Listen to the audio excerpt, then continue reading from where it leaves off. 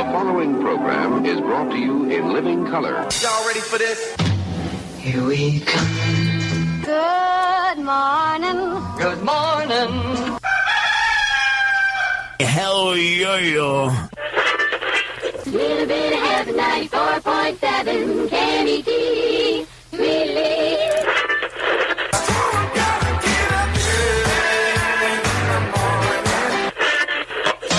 West 106. Wake me up. Good morning. 93 KHJ. Pirate Radio. KFXM. Hit it.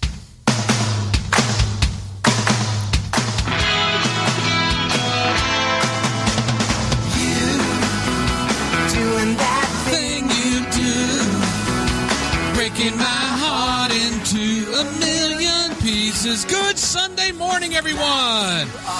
Roy and Jimmy Thing here on chaoticradio.com. Special Sunday morning edition. I am Roy Brewster. This is... I am your morning guy.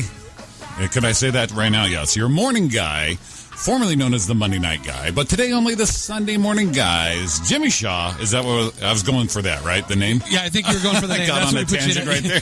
Jimmy just went off. I am too awake this morning, and plus we had the technical difficulties. That was always fun. It is. I like saying this. Chaotic Radio Morning Time is 8:33. It is the Roy and Jimmy Thing. It's our morning show. Yeah, sorry for being a few minutes late. Ooh, boy, it was exciting for a minute. It's always something. Always something when you're trying to do something, and that was part of it. So good thing it's a Sunday morning right here on chaoticradio.com. Good morning, everybody. Good morning to you, Mr. Jimmy Shaw. Good morning. Well, you know, the technical difficulty is you wouldn't be able to see me. And well, first that was the second. That was the second one. First, you couldn't hear either one of us. We couldn't hear anything, and so we got the belt, the tool belt out. Probably 4 or 5 YouTube videos on how to be a DJ. It was serious because I had my pants down. I showed my butt crack a little bit. We were working on electronics. We saw the butt crack. The shit got real. The shit got real. Well, good morning. Thanks for joining us on this Sunday morning on chaoticradio.com. Oh, man. Again, the other live morning show we did, I cannot tell you how much more energy we both have. You know, like we said before, first of all, what was playing before us coming on, again, I had to interrupt our own replay. That it's funny and sad at the same time. I wouldn't mind bumping someone else because, hey, it's competition. If Zig's show was a replay, I say, tough shit, Zig, you're out. Zig. We're here. We took it over, but we had to interrupt ourselves. It's just always a little bittersweet. Yeah, I hate when we have to step on ourselves. We're stepping on ourselves. Yeah, come on. Exactly. There's something wrong with that. It's kind of like my everyday life, though, sometimes. Because many days I just kick my own ass all day. Well, it's the same thing. Well, we're grown enough where you got to put your own stuff aside for others. But then we just put ourselves aside for ourselves. No, not into it. Yeah, so it kind of goes what? It evens out? Yeah, I'm more important than me is what I'm trying to tell you. Come on, people. Exactly. Well, if we talk about it this way and we're like, okay, I'm putting myself off so you could be on and you're putting yourself on so I could be on, then it all makes sense. Yeah, exactly. We'll go against each other on that. There you go. So I'm doing it for you, you're doing it for me. We just preempted ourselves so we're on live. Preempted ourselves. Man. Okay, so that works for me. That works for me. I'll send you a nice apology letter later. Hey, you know what? It's not needed. It's not needed. No, I get it. I understand. I understand the road to success has some bumps. So our Sunday morning show, it's a special live edition of our morning show. We love doing the morning show. This is our second one in, 2 months? But we have a guest we've been trying to get in here for months and months and months. And he said, listen, I can make it on a weekend. And Roy went, bing.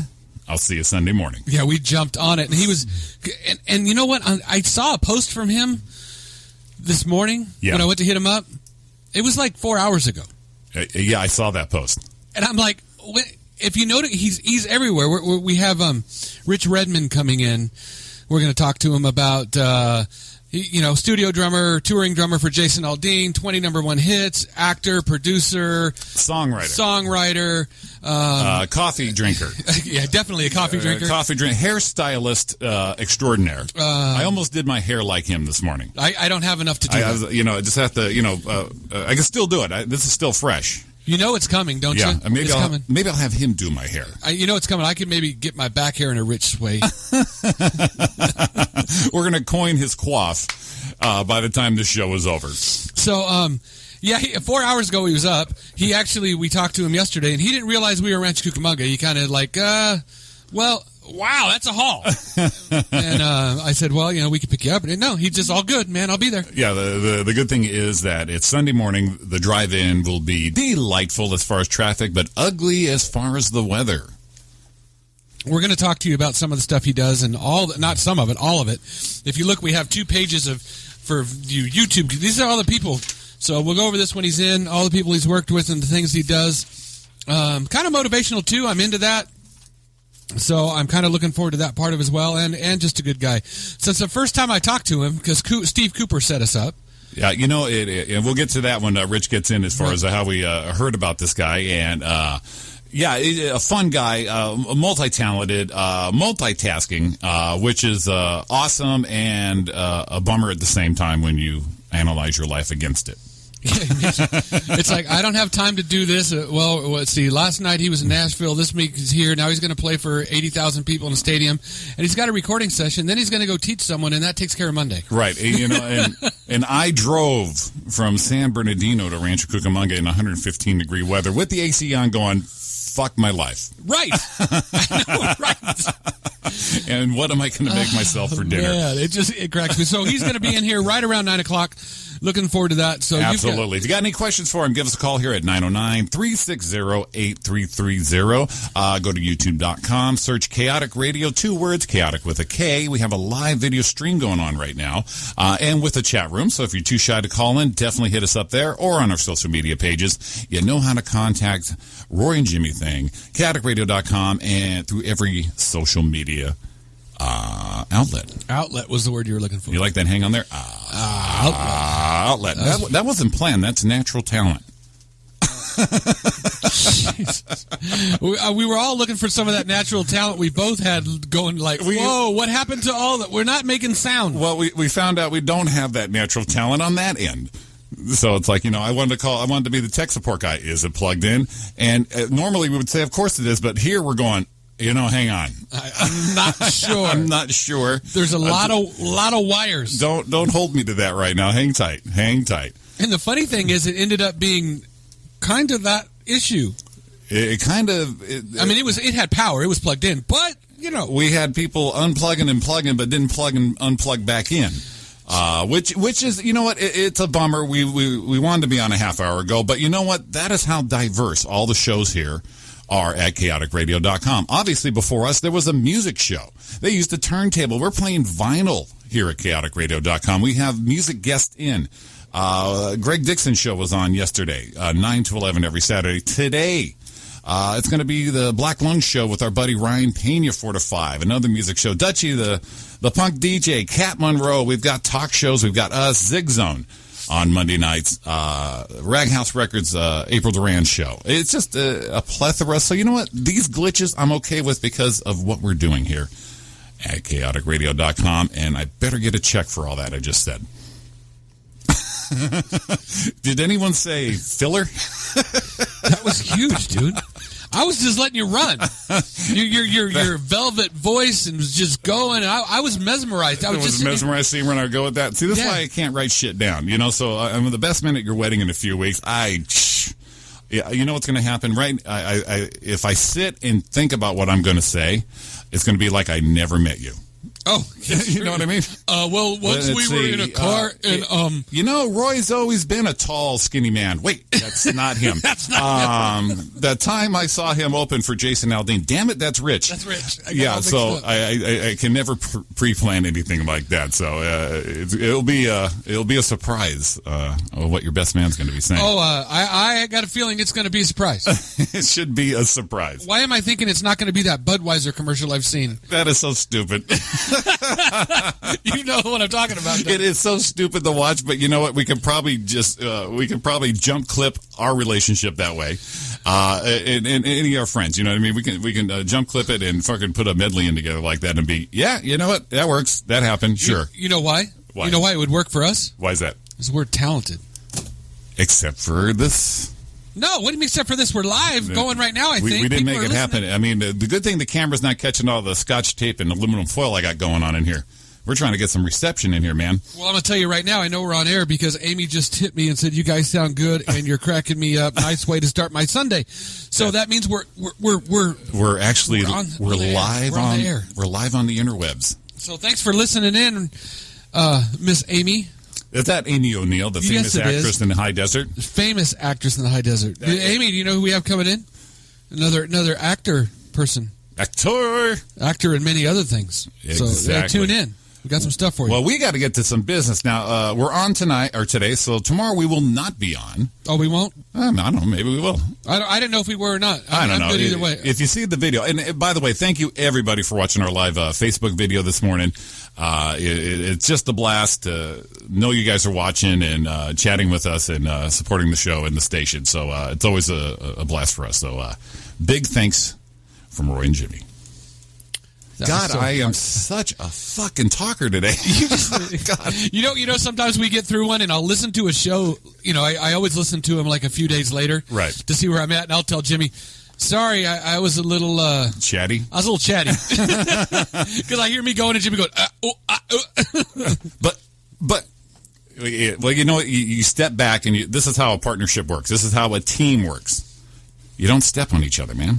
No, and we don't. And I'll apologize, and Jimmy goes, dude, we're having fun. Shut up. And exactly. I do the same thing when you go. It's like, let him go. But that's why it's not the Roy thing. It's not the Jimmy thing. It's the Roy and Jimmy thing. The Roy and Jimmy thing. You know, I've done it. I've done little stuff, and it's like, you did it the other night, and you're like, man, we had a good time, but you weren't here. It was like, what's up? Exactly. It's just not the deal. I always put our relationship like Jay Leno and David Letterman, their talk shows. You're Jay Leno. Hey, everything's great. I was having a great time and stuff. So what's going on? How's it going? Good. And B, I think, oh, man, this show sucks. I got nothing for you tonight. Yeah, all right. I think I have a show for you. So, you know, we're bouncing that dynamic, so that works out good. So, no, I say it almost on the end of every show. Couldn't do it without you, and that's true. So we'll get that beside us, but that's a true damn story. That's what makes us special. So, what's up? We got some business to do. All right, let's do some. Do you have the traditional? Oh, that kind of business. Yes. Do you have that tradition? What business you're thinking about, Roy? No, I it's just Sunday morning. I thought you said business like we were going to get some business bills paid. Well, no, I'm good. Let's go. Let's do some business. Let's. You know what? That's probably a great idea because I could do the business right before we go. We are so excited to actually be on the air. In fact, you know what I'm going to do? Why don't you do the filler part right now? Because you know what we can do? What? We can play music in between stuff. So our commercial breaks would be, I don't know, a nice music break, if you will. Oh. Wouldn't that be lovely? That would. Is this where I'm supposed to do the filler part? Yeah, talk. Oh, okay. I just checking. Because, you know, the funny part is I'm sitting here at the engineering booth. I'm on camera. And to me, the monitor's right here and the other monitor's here. But if you look on the video, it looks like I'm looking 3 stories up. Yeah, and you know the good thing about that is? Huh. I've noticed. What's that? Clean nostrils. I gotta pride myself on that shit. No crazy wild hairs, no little bats in the cave. You're looking good, man. I look like a tourist in Manhattan. I'm just like, oh, there's a commercial. I can't believe it. Look at, wow, that's a tall building. You know, it's not a good look for me. And no, it is a good look for you. Oh yeah, because you know I'm doing that. If I had the neck gobble thing, then I could be chin checking myself right there. Hey, you give me a bad thing about neck gobble. I got one of those going on. Stop it. You know what? We were looking, and when you do, I'm glad you're doing this camera right here. But I have a feeling you're going to change it when Rich comes in. Yeah, because we got to put him in a spot where I can see him visually, and also the whole. Here's the key to success today. Yes. Ready? You know what it is? Our branding. No. Ready? Go. It's going to go right here on my bald spot. So I'm putting the Roy and Jimmy Thing sticker right on my bald spot. I like how you think. I'm doing it. You think I'm not? I'm doing it. No, I know you're gonna. That's awesome. Oh, what an idiot. What an idiot. That is freaking awesome. I love it. So should I take care of this business right now, or are we done talking? Yeah, go for it. Let's get you set up. So today, since I don't know if we're going to be on tonight or not tomorrow, we haven't decided yet. Well, hey, just pretend we are because we might. And today, it's 175 days till our new year, 2018. That's 4,216 hours. You on every word yet? 252,970 3 minutes. Now, if you break that down even more, it's 15,178,385 seconds until Monday, January 1st, 2018. Again, people, Los Angeles time, not New York time, anywhere else. Just so you know, not Thomas, not South Dakota time either. A little different there. So you know, it's 175 days, 16 hours, 12 minutes, and 44 seconds. Beep. Till the new year. So make your plans now. That was beautiful. That was like posted up like some stuff right there. Again, pro. It's morning fresh is what it is. We are oozing excellence right now. Ooh, oozing doesn't sound good. Well, it is the morning. I'm trying not to be a narcissist here. Do it. But I look here on my phone. If you see me dipping down here, I'm seeing the response. We got Perry Martin and Lisa just commented on our video. Let's see here. Good morning, sunshines from Lisa. Thank you. Good morning from Arizona. I hope you're surviving. I don't know in Sedona if you get that Phoenix heat, but either way, we're all getting nailed on this stuff. So. Hot, like sweaty. But it's not as balmy. No, the balminess. No, not as balmy. Oh, my God, the balminess. Wow, Thurston just showed up. We've got balminess. I can't believe it. Wow. Well, I'll tell you what. You know what we're going to do? We're going to take let's take our first break out of here. Let's get everything all reset. And we're going to have our buddy Rich Redmond in. He has arrived in the building. He made the trek. You know how we know? Because Lucy told me. That's it. You are listening to the Roy and Jimmy Thing Morning Show, special edition right here on chaoticradio.com. Give us a call, 909-360-8330. Thanks for listening, and we'll be back in just a sec. It didn't take him long.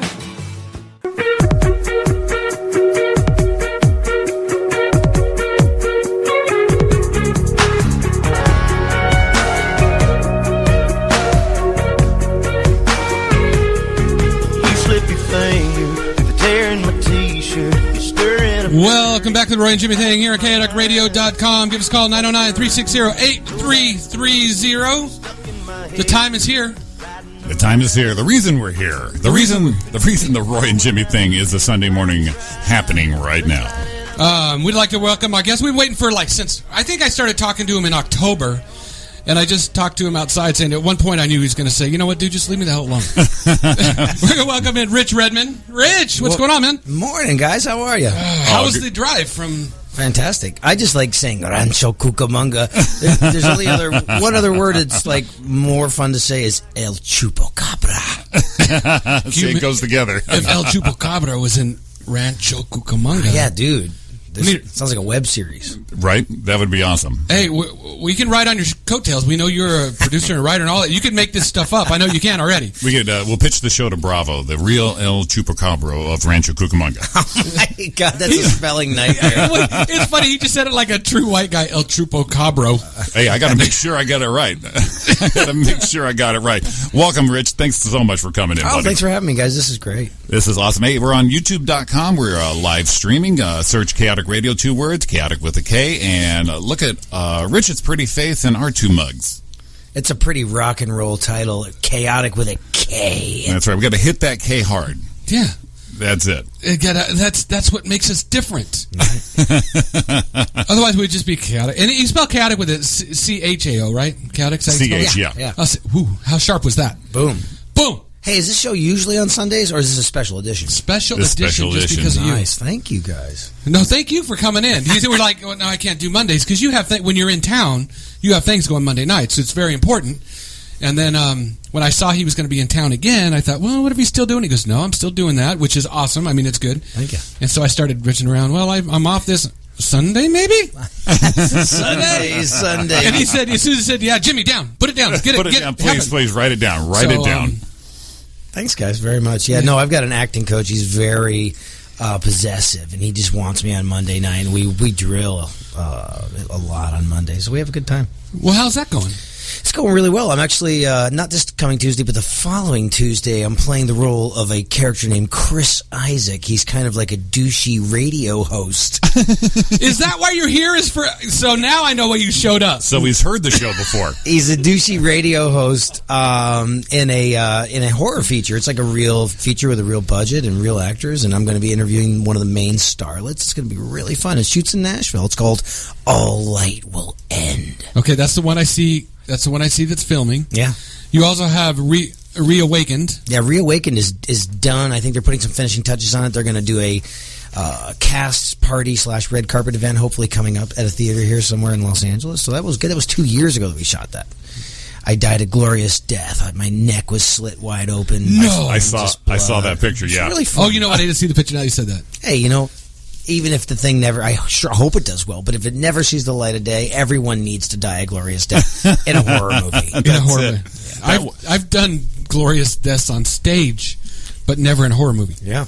Yeah, we've done that. We've done that. That hurts. Yeah, if you're a comedian, you're dying a glorious death, that is not good. No, but it hurts. I'd rather have my throat slit, I think. It's pretty bad sometimes. But you have to, as the best comedians bomb. That's how you learn and grow and get your best material, right? And that's it. That's what they say. That's how you get your thick skin.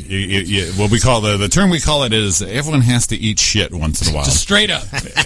Shit. And speaking of eating shit, we got to thank our buddy Steve Cooper for letting us in, giving us hooking us up with you. What an amazing segue. Yeah, I'm sure he'll appreciate that there.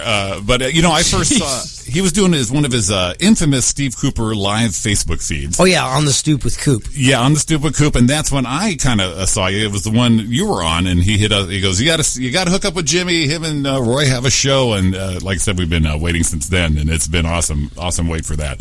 But yeah, Coop and his famous Facebook live videos. Yeah, everybody check out CooperTalk.net. The guy's got like 800 episodes of interviewing musicians and actors. He's a really great interviewer. Yeah, I just listened to the one you did with him last year. And just off the bat, me and you already have a simpatico commonality. What's that? We are both from Connecticut. Oh, my God, yeah. I was born in Norwich, Connecticut, raised in Milford, Connecticut, wherever those are. I don't know. I left before I could drive. We moved to El Paso, Texas, about as far away you can get from Connecticut. Yeah, I was born in Waterbury, Connecticut. Yeah. And just down the 80 from Hartford. But, for such a small state, I'm just like you, Norwalk. I don't know where any of this is. I just know that little hobbit or little town that I'm from, and a couple little outskirts, but that's where all my family is. But you say Connecticut, I went, there we go. We're lifelong friends. Yeah, we just have a family reunion once a year at the Mohegan Sun, because I always play the Mohegan Sun, and everybody comes out and we all catch up, and it's awesome. That's the only time Connecticut seems like a big state is when you drive from the city to Mohegan Sun. I did that drive, and it's like, I was a little kid. Are we there yet? Yeah. Are we there yet? Totally. But a beautiful casino out there. Mm-hmm. Yeah, that is a stretch for them. Yeah, we love it. We love it out there. The Wolf Den. I played in a million bands at the Wolf Den, and of course now we're playing the big room, which is always fun. And yeah, like family comes out and we all catch up, and it's a good time. Oh, that's awesome. So on the acting thing, we did that. A Christmas on Repeat. That one's announced. That's another. Yeah, there's some things happening. My thing is I'm just getting my training. And my coach and I went to the Smokehouse, a Hollywood institution, and we're Clooney, and everybody goes and does lunch. With the red leather couches and seats and stuff, very old Hollywood. And we just kind of looked around and kind of said, hey man, you've been at this for 2 years, and you should be very proud of yourself. You could pick up a script, you could do a cold read, you got representation in 2 cities, you have an acting manager. It's like, you're in the game, man. Good for you. So we just kind of celebrated and had a lunch the other day at the Smokehouse. That's awesome. When you said you're in the game, it reminded me of one of the things you did on one of your videos where you disliked when people called themselves aspiring anything. Don't aspire. You either do or you don't. It was one of my favorite things, just because I've actually used it. Yeah. And you're like, oh no, wait a minute, I'm an aspiring actor, or me, an aspiring comic, or radio, but I'm not. Have you done it? Yeah. Are you paid for it? Yeah. Well, that's what you're doing. You're a comic, bro. Yeah, right. And it's one of the coolest things I've heard anyone say, and I'm kind of into that realm. I've been with a couple different guys. I'm a Tony Robbins fan. I've been to his events. Oh, sure. I've done some work with Kyle Cease and other people and watch other people. And when I heard that, it just made so much sense because it's almost like you downgrade what you do. Yeah. It's like, oh, no, I'm trying. What do you want to try for? You're really doing it. You're own it. You just own it. You just own it. You live it. Every day you get out of bed and you work on getting better at it. And you enjoy the process. No, I think you got to enjoy the process part. Yeah, that's hard to do sometimes when you eat shit on stage. Yeah, the journey is the thing, But when you look back on the journey, it was awesome. But when you're in it, sometimes it doesn't. But see, that's how you stay busy. You're always busy. The journey to you seems like something you really enjoy.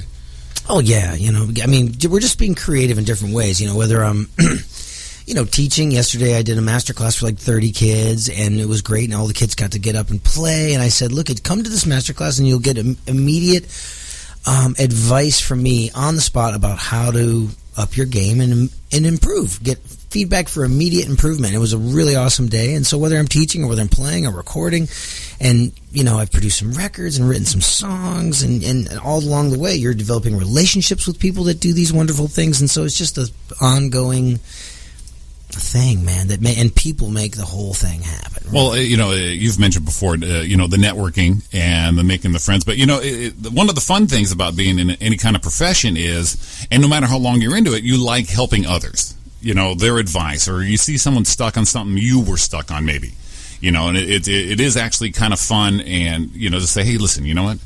This is what happened to me. Maybe this can work for you. Yeah. And, the helping and tutoring is really one of the fun things that I enjoy doing, and I know Roy does too. Oh, my God. Teaching and mentoring are so powerful, because, you reap what you sow. You put out this great energy and information into the world. And, I've been in Nashville 20 years, and that's been a journey. And it's the new hip city, so people are moving there. And then people knock on my door on Facebook, and they say, like, any advice on how to do this? And I just say, well, we can get together and talk about it. But here it really is like, show up with a smile on your face, never have a bad day, always execute at the highest level, make lots of friends, exceed expectations, and don't be in a rush. It's a marathon, not a sprint, and I say, there you go. That's going to save 5 years off your journey. Right there. Just like, here, you got 5 minutes, I got 5 years. This is going to save you 5 years. Oh, yeah. And, and then everyone's going to tell you when you start that, if they should tell you that you're going to have some roadblocks, you're going to have some downtime, and then but those peaks are going to be worth it. When you have a great, we have a great set, or you have a great show, and the next one maybe falls down for whatever reason it is, equipment, mood, you know what I mean? But you can't say, well, I'm done, I'm over, this is awful. You hit the journey, you keep going, and when you look back, that journey is like, remember that time I ate shit at that show? Oh my God, it's one of my funnest nights ever. Yeah. Because you learn from that. And everyone goes in with you when you have a bad set or a bad time. It's like, yeah, I've been there, buddy, no problem. You keep going, keep going. Yeah, totally. And in a band, you're only as strong as your weakest link. And, the band I've been playing with 18 years, we've been playing music together. We finish each other's sentences, and there's a kind of an unwritten communication that's body language. It's, I don't know, Aquaman and the fish, like, doo-doo-doo-doo. It's just another level of communication that comes from being around people for 18 years and having a similar mindset. And I mean, I see these guys more than I see my parents, my blood brothers, anyone in my family, and I've missed weddings and funerals and graduations and everything. Well, yeah, you have to. And right. And that there, as we talked earlier, that's a marriage right there, because you can do a glance, a look. You don't have to. You have to say, man, I have a problem with that moment. Me and Roy can just look at each other through the glass here and go, really? Without saying it, Yeah, I mean, my band that has outlasted both of my marriages, and that is crazy. It's crazy. Well, I've known Roy since 5th grade, so that's cool. That's like one of my longest relationships. It's not always roses. You know what I mean? It's your buddy. You got to talk to him. Hey, I'm sorry to break this to you, but I figured I'd break it to you on air. On air, right? What's that all about? It's not always roses? Give you that reality show thing. I just need dramatic music right now. But I mean, for people who don't listen, you are the drummer, recording and touring drummer for Jason Aldean. Yeah. If you're listening and don't know that, you should. What the hell's the matter with you? But I mean, not only that, but I mean, all the people. I made a list of just people you played with. So I'm kind of prepared, and I'm like, we don't have time for this. Are you? No, but I mean, if you just go through it, are you kidding me? I mean, how is this? Just obviously you're good at what you do, but how do you? Is it just the networking part? I mean, I don't know. I mean, a lot of those people that I've played with have been a result of that 18-year relationship. You know, like, and some of those things are a single recording. Some of them are a tour. Some of them are a television show. Like playing with Bob Seger, Ludacris, Kelly Clarkson, like probably the top 10 people on that list are all as a result of me, you know, playing with Aldean and his band for the last 18 years. So, you know, really, really incredible stuff. And all those people, you know, just they put their pants on one leg at a time. They have to pay taxes. They have to go to the bathroom. I just remember that. Like, it's like, there's Bob Seger. I am playing with Bob Seger, but he has to pay taxes, and he goes to the bathroom and all that stuff. So I just, you know, I never get starstruck, you know. Well, you have that moment of inner starstruck, and you're just like, holy shit, that's Bob Seger. This is happening. I'm playing Summer of '69 with Brian Adams. Yeah, but then the next time you see him, you're like total peers and stuff. Hey, Bob. Hey, Rich, what's going on? Well, it was cool working with him because he was actually a fan of our music, and he actually knew our names, and he was just a gentleman. You know, usually the people, in my experience, that have stayed in the business 10, 15, 20, 30 years, they're there for a reason, and they're the nicest people. The you know, one single out, fly-by-night, super insecure people are usually not super nice, and they're a flash in the pan. Oh, exactly. They come and go. Yeah, you know, and when you meet all these people, you're surprised that you're meeting them, and second of all, you're surprised that they're that open and friendly. Yeah. And then they remember you the next time, you know, or are familiar with your work. Yeah, sometimes you play with somebody, and, you know, you'll be backstage at an award show in Vegas or whatever, and you see them across the room, and you get the head. You get the head nod, like, yeah, we had a good time together, man. That was a special night, man. Hope you're doing. I got all that from a head nod. Yeah. Hope you're doing well. You know. That's the right nod. You know what it is. It wasn't. See, for us, it might be one of these. That's the shake. It's a little different thing. You do the nod, and then they do the. You're like, oh man, I was throwing good vibes and they didn't throw it back. Or it's like when you see a super famous actor at at the smokehouse, and then you know, you don't want to bother me. You just I know who you are, dude, and I've seen all your stuff. Good job. Right. I had to work out a plan to meet famous people. You know, when we started doing comedy, you know, you're meeting these people and you're like, can't believe they're right here. So I was at the Comedy Store and I saw comic and actor Chris D'Elia. And instead of going, I'm a big fan, oh my God, because I'll turn into a teen girl. He was on Undateable, right? Undateable, great show. Yeah. So I went up, my thing is I go up to people and I'll just give them a little pat on the shoulder. Hey, Chris, great to see you, man. And then I walk away. I'm out. I don't want to hear from you. I just, boom. Next time I saw him, he knew I was that cool dude. Hey, Jimmy, how you been? Nice. You know, I bring it up that way without being the Star Trek. Oh, my God, I can't believe this. And then I worked with him on a show. It's like, hey, good to see you again. Then we got to do a show together, you know. He's super tall, right? Yeah, he's tall. He's about as tall as I am. That's rare, you know, to have actors are usually tiny little people. Right. But they appear. Damn it, I'll never make it. They appear big on the screen. You're just like, holy cow. Yeah. Just crushed my dreams in You're that little crushed. thing. I just did my first acting play just a few months ago. I had just visions, and now you just crushed them that quick. Thanks for coming, Rich. No. Right. But have you ever met somebody that was like a true idol and kind of got that little geeked out a little bit? Just a little. Yeah, I've met a lot of my heroes, you know, that you know were in magazines and they were on my wall, you know, next to my drum set. And what's crazy is that they're now kind of like, I don't want to say colleagues, but we find ourselves at the same events. Your peers. Yeah. And we, you know, and you're like, you know. It's the same nod, right?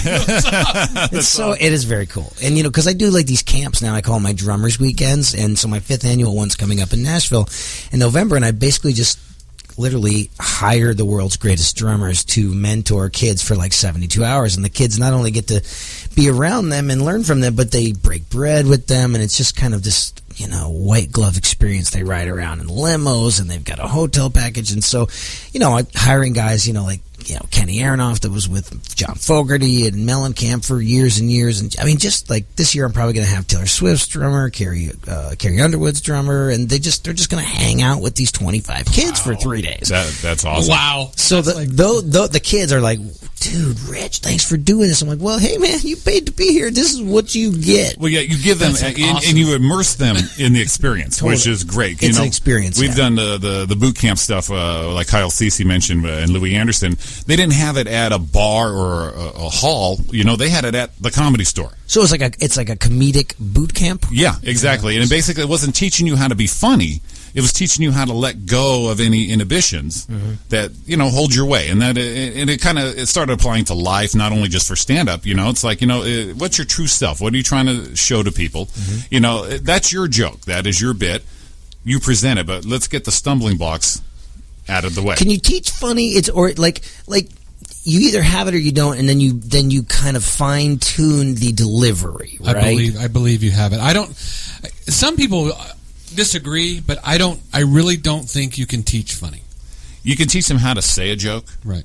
Obviously, yeah. But it's just your own voice is your own voice. Yeah, the writing's it's got to be there. Like everyone's like, do you stand up? Because it seems like a lot of people in Los Angeles that are trying to get on sitcoms or they're working on their comedic chops, they'll go and they'll do open mics and stuff, and then it's part of their repertoire. What they do, they keep that chop up, and I'm like, no, I've never done it. I said I would do it. I would do 5 minutes. But the writing it's got to be 5 minutes of insane right hook, left hook, right hook, left hook. Because I don't want to die that death. Well, it's like yeah, exactly. Well, it's like you. I've seen a couple of your videos where you're on stage. I think it was Country Fest or something like that. Just huge audience. The camera's behind you. Yeah. And it applies to everybody really in a profession. The hardest thing to do is be yourself on stage. So you can't sit there and play drums and play a set and just be real tight thinking of, oh my God, how did John Bonham do it? How did I forgot to pay my electric bill. Exactly. You know what I mean? You look like you're at home with the headphones on going, this is my jam. You know what I mean? You're just flailing, you're open, this is what you do. Yeah. And then as comics and including Cooper, you have to be that guy who made him laugh in the garage at the party on the stage too. So if you're not up there with the headphones on, just having a ball, we're not going to believe you. It shows in your playing. You know what I mean? And that just lets people go, we're all having a great time. They're here for us, and we're doing this. Yeah, it seems like the funniest people don't have a gag or even a tagline. I mean, there's the tagline guys are cool, but the Robin Williams who just go up there and just just eviscerate yourself at any expense. Exactly. Yeah. So real. Yeah, and there's a good thing and a bad thing about that, because I was like, what the hell are you talking about? But second of all, you're free enough to talk about something we have no idea you're talking about. Where is he going? But that keeps you in it too, Like I said, I really enjoyed your stage presence with your videos, and you were just killing it. Oh, man, thank that you. One, the Music Fest, I forgot the name of it. But CMA Music Fest? Yes, that one there, that video. That's a great video. Great perspective view, too, what you see. I just put a GoPro behind me. Yeah. The GoPro is so, I tell my students, it's so affordable. It's a great way to learn. You just use one on Craigslist or whatever. You put it up, and you can put it in different parts of the kit, and you're going to learn so much about your posture, your body mechanics, like if you're playing too much or too little, and then just everything, your technique, your showmanship, everything. Yeah, the showmanship, that's definitely the word I was looking for right there. I mean, I'm a fan of drummers in any band. That is my deal. I love, I won't brag, but my air drum shit is on point. And so there's no way I could do it for real. I've been air drumming way too long. It's just not going to happen.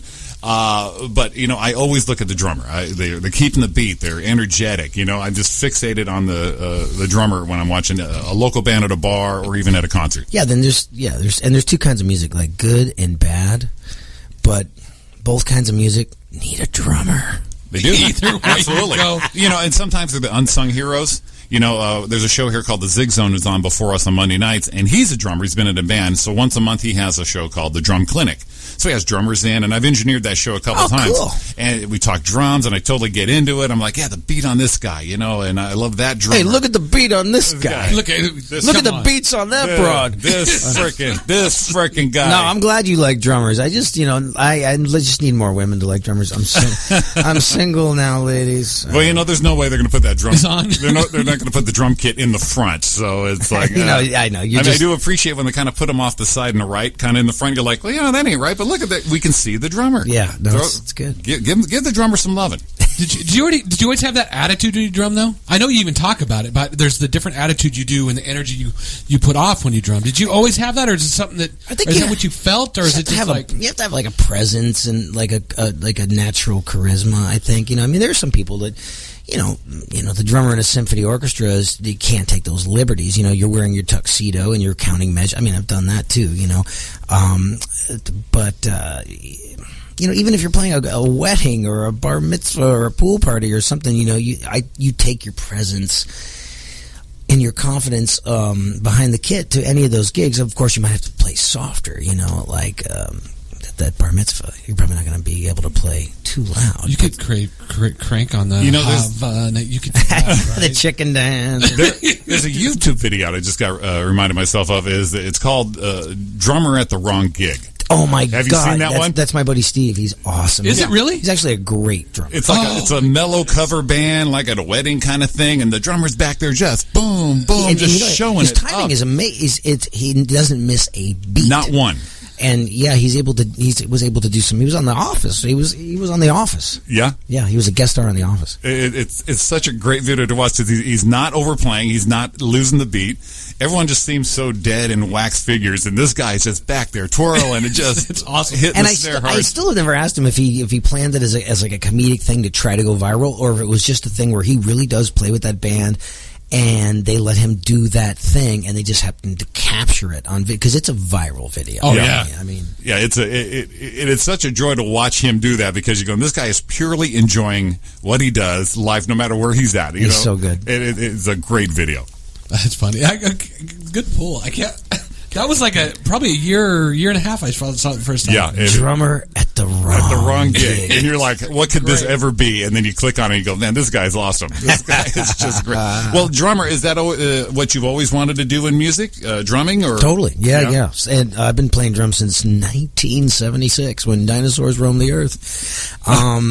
Stop. We're way so older. You get a Don't couple. You just get. But I mean, people are like, how long have you been playing the drums? Like I'll get picked up in an Uber or something, and you start chatting with the girl or whatever, and she's like, 40 years I've been playing the drums. But it takes that time. It takes the 10,000-20,000 hours in the trenches, to get good at a skill. And it was just a calling. I think I knew that I was going to do this, man. I got the bug at a young age, and then the synchronicity came. The Police put out Synchronicity, and then Alex Van Halen's playing on 1984, and then I was hooked, and then I was just in, and then I ended up along the way. My backup plan was to study classical percussion. So I have my master's degree in classical percussion and music education. So if at some time I get tired of touring, I could move to Middle America and get the little jacket with the patches on the elbows and pass out the syllabus and be a professor. I don't think I'm going to do it, but I could. But I could. Yeah. I think you need a leather jacket with little patches. That's the jam. And then you could. Yeah. Come on, a little bit of you into the classroom. Everyone has that, collect something, or they have a fetish, or they. I love leather. I mean, I have a million leather jackets. It's my thing. That's my thing. That's my style right there. I had a lot of leather jackets. I can't. I only had 2. You got to kill a whole cow to put a leather jacket on. It's not vegan friendly. None of these jackets are vegan. No.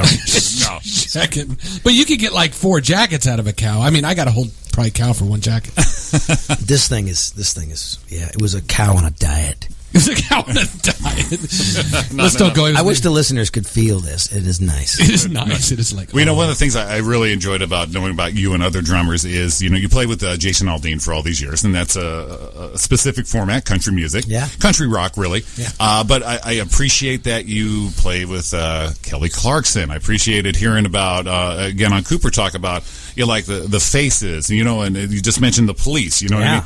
I'm one of those guys where I'm multi-genre. Yeah, sure. Depending on the mood, I can listen to anything. I think we just put labels on music because back in the day we had to put them in the appropriate section of the record store.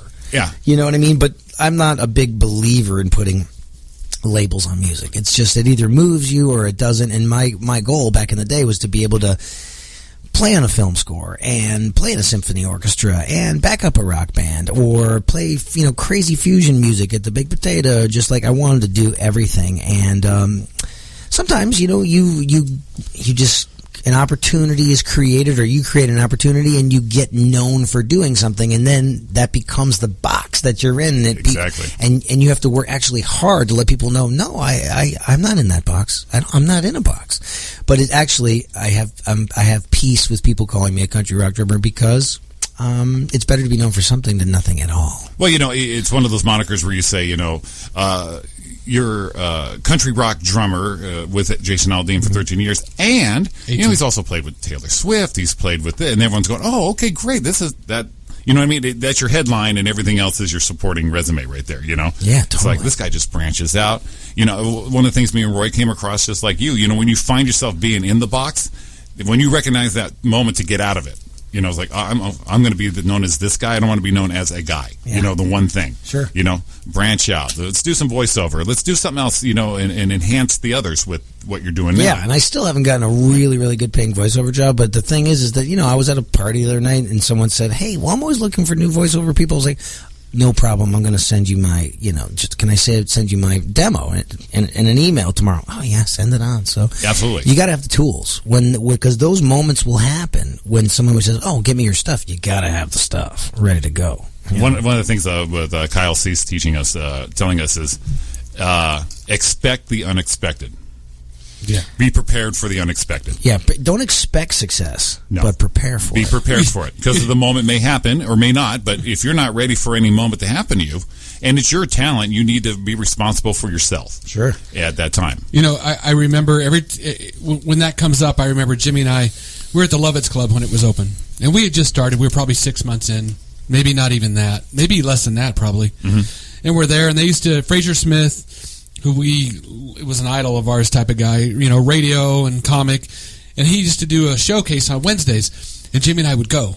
And we'd sit in the back and have a drink and watch and see how this thing's all working. And one of the servers came up, saw us there all the time, and says, hey, they're short on talent tonight. You guys want to go up? And you're like, no shit. Well, here's the problem. We would have went, but we sat there and looked at each other like, do we have material? I don't know. Are we good? I don't know if we're ready. We're I don't ready? know if we're ready. We doubted ourselves. Freaked out forever and never went up. And it's like you hit us today, and we're like, I don't care. You know, you're in a line at an airport. Hey, okay, I'll do it. I mean, it's that thing that was an opportunity missed because we weren't ready. We weren't ready to go. We didn't have whatever it was to say, no, I don't care. We're going to do it. Whether it was a bad experience or a good experience, we should have taken it. Yeah, totally. But we were freaked out. Have you guys seen that I'm Dying Up Here on HBO or Showtime or whatever? It's the Jim Carrey show? Yeah. I have a DVR. I'm one of those guys. I have some 3 episodes in. It's Yeah. awesome. Yeah, Sean Williams talks about that all the time. Yeah, I watch Crashing on HBO. You know, the similarities when you see all that, you're just like, yeah, I've been through that. Was the Crashing, that was a Judd Apatow thing? Judd Apatow thing, yeah. With just one season, right? So far, they're coming back for 2. Okay, great. But yeah, you know, so you have this comic going through his life problems and still wanting to go for the stand-up comic, but doing the shitty gigs that build up. Then you meet the one guy, gives you the great feature spot, you know, and we all can relate to that, you know. Yeah. And so I'm waiting to take the time to watch I'm Dying Up Here, because the book was awesome. Crashing, I gotta remember that. Yeah, Crashing on HBO. So there it is. How do you find time to watch that stuff? I mean, You know what's really funny is that people they're not watching shows in real time anymore. They're doing the binge watching thing, and I can't. It's the old man in me. I cannot get away from having cable, and when I am home doing the surfing in my, you know, in my chair, the old man thing where you just like, what's on, you know? Yeah. And you, like, right? I know I need to just can't. It's just a stupid bill to have cable because I'm never home and just like watch everything on my device. So I think I'm going to finally do it. It's just try to break the habit, you know, because these crazy kids, they watch things they never watch things in real time. But I love saying like, oh, Sunday night I'll be home. Yeah, I'll watch HBO. It's you know, they rerun it. Right. And on demand and all that, yeah. Yeah, so, I need to cancel cable. I do the same thing because it's so much easier to find what you want to watch quickly on your device, iPad, iPhone, whatever smartphone you have. But to take that time, like you said, sit on the couch, get the remote out. Honestly, when I do that, I fall asleep because it's just like it's a dead time for me. Yeah. But I can watch it on my phone and catch up on a stand-up bit I saw or the news or a series. There's something nice, though, about, like, getting on your leather couch and pouring a bottle of wine, and like lighting a candle, and then just when you can do that, having man time. Yeah, I'm so used to being on the go as you are. Yeah, you know, you have your work, you have your gigs, you're writing, we're editing the radio shows. When you sit on the couch, it's like that's nothing to do. Even though you want to watch, I have a 50-inch TV that I don't watch so much, but I'll catch up so quickly on my phone, and just like, okay, I got it, good. I got to see Rich's videos. I was home alone last night with a big TV, and I'm watching you on this, going, there he is, next one. It's so easy. It was easier to access everything this way, going, oh, Rich, and then there's all the links. You like your gear down, or your gear video. Oh, my gear rundown. That's my buddy Jim McCarthy. So we have these people that come into our lives and they champion. I'm like, why do you like me so much? Certain people just believe in you no matter what. And he was like, we're ready. We got to do another gear rundown. And he kind of shoots it like MTV Cribs style, where it's like, there's music and voiceover and an interview, and people eat that stuff up. They love gear. They're like, what are you playing? What's the sizes? What's the dimension? I'm not a gear guy. So I have to learn to go, oh yeah, it's like a 10 by 12 inch tom, and this is 16 by 16. It was that symbol with the holes in it. What'd you call that one? It's the Holy China. The Holy China. and is that a 20, 21? It's a 21 inch. But when a lot of people, I think of drummers as you're just slapping them. You just slapping around. You got the sticks. You're going like how I air drum. Right. Oh, I got this. Boom. Memorize it. Be done with it. Yeah. But then when you watch something like how you put up on there, the techniques, just the gear rundown for one. That's a lot, man. It's a lot. That is overwhelming. But then I watched the train effect video. The train beat. The train beat. Right? Yeah. And you're like, okay, well, that seems simple enough. And then you do the variations, and then you split the time. You say, well, this can be a 1/8, this can be 1/16. You got the downbeat, the upbeat, and then you're like this. I'm going, wow. I mean, the dedication, what people don't realize what you guys go through just for a simple beat like that, you know? Oh, there's a lot of working drummers out there that you would know that are household names that can't play a train beat. They would not be allowed into this Tennessee state line. I did end up seeing one where a gal actually did it, and she was using the brushes, because you mentioned the brushes in the beginning, and it's a whole different sound at that point. More traditional, I guess, with the brushes. Yeah, it's like Johnny Cash, old school. You can hear the brushes. You can hear the brushes sliding like that. It was. I learned.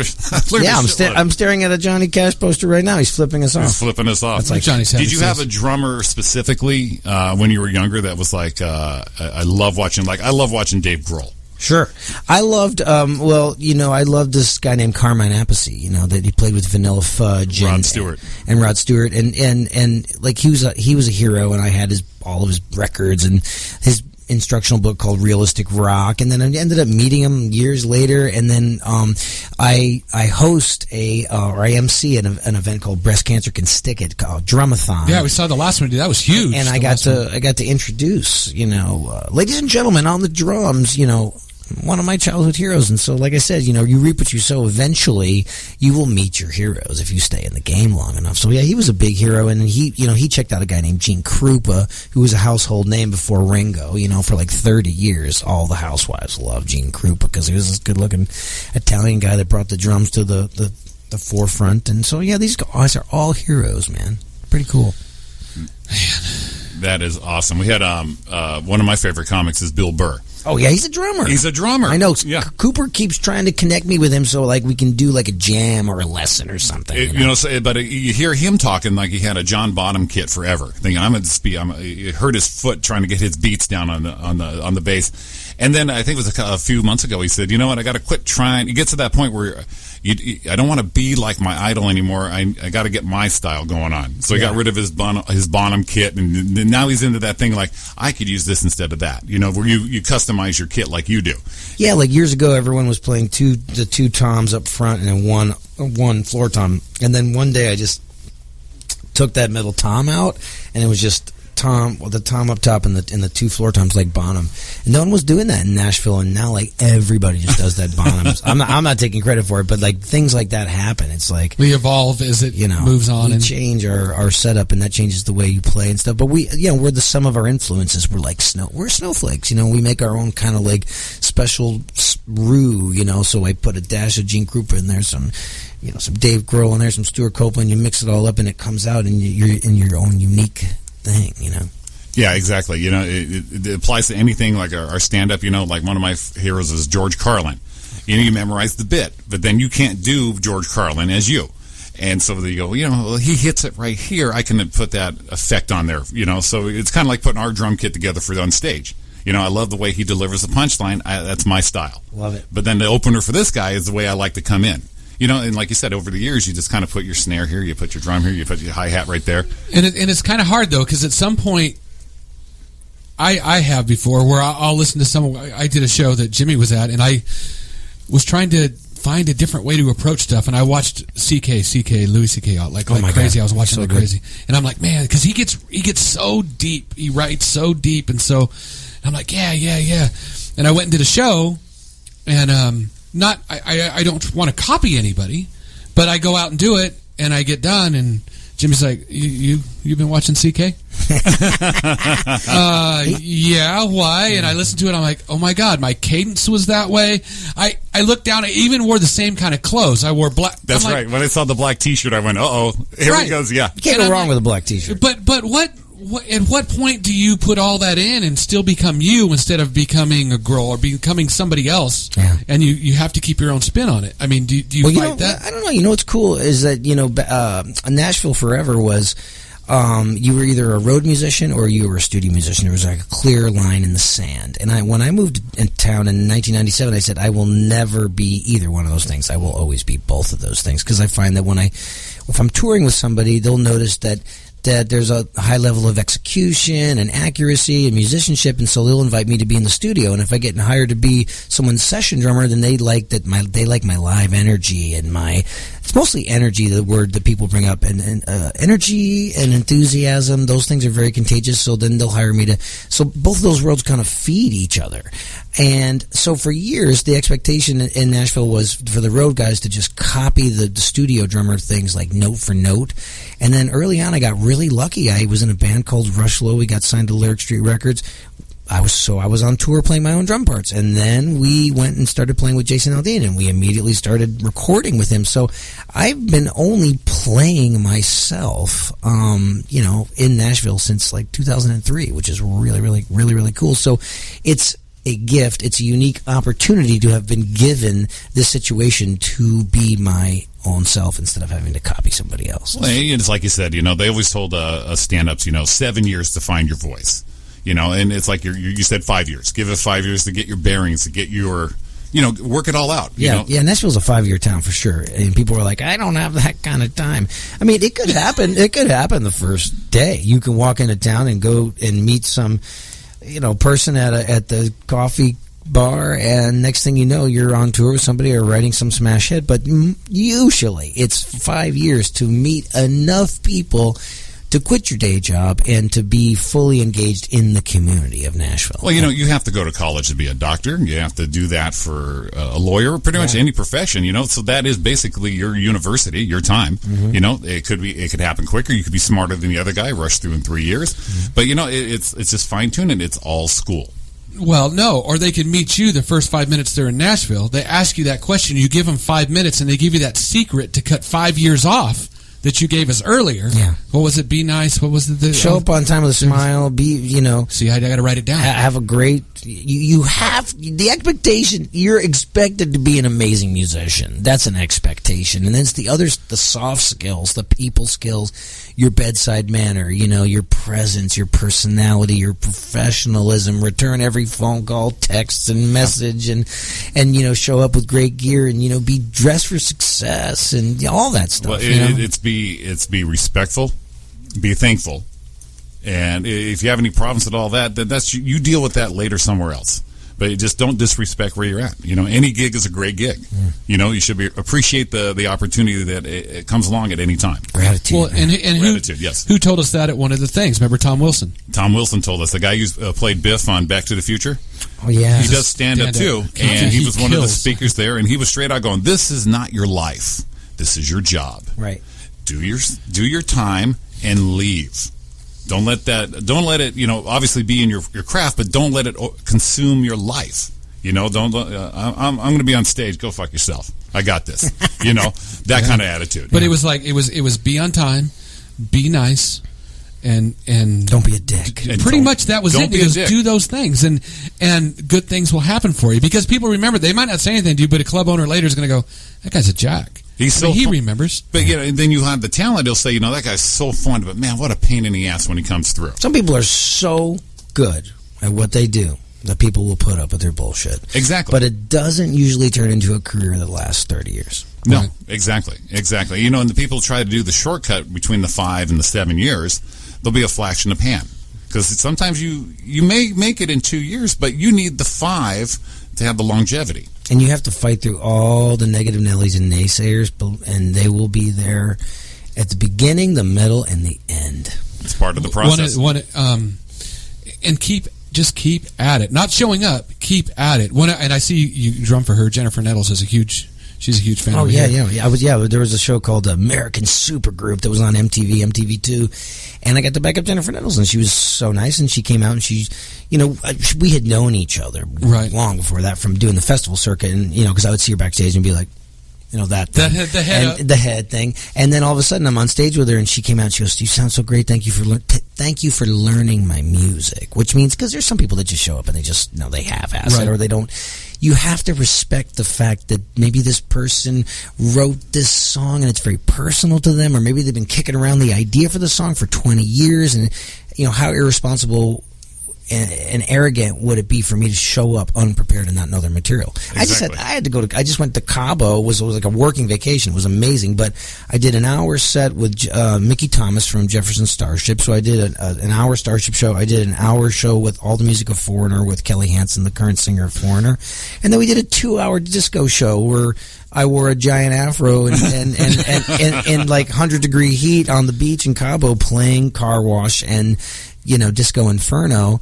It's a lot of material, but you have to put the work in, the preparation, so you can just show up and execute. And Mickey Thomas, he just has that voice. Wow. He still has it. Yeah, still. That's amazing. And a very nice man. There you go. See, you can end everything with, and a very nice guy. Yep. The quote that comes up that I brought it up for was, I listened to her one time. She's kind of inspirational, that kind of person. And she said the key to, someone asked her what the key to success Jennifer? was. Yeah. And she said, the same things. Be nice, be all these things. He goes, but show up and do those nice things, because people by nature are lazy. So what happens is all the people say they're going to be this, and they just fall off and go away, and you win by default. Just be nice and be there all the time. Yeah. And it was like, it kind of makes sense, because Jimmy and I know people that have started in the comedy stuff when we did or before we did, and we don't even know who they're gone. And it's like, you just keep showing up, keep doing the nice things, and you just outlast everyone, and you're there. I would think that comedy would be probably one of the most difficult things in the world, because I always tell people, look, I'm a career musician, but really my backup plan is I might get into something real steady like comedy.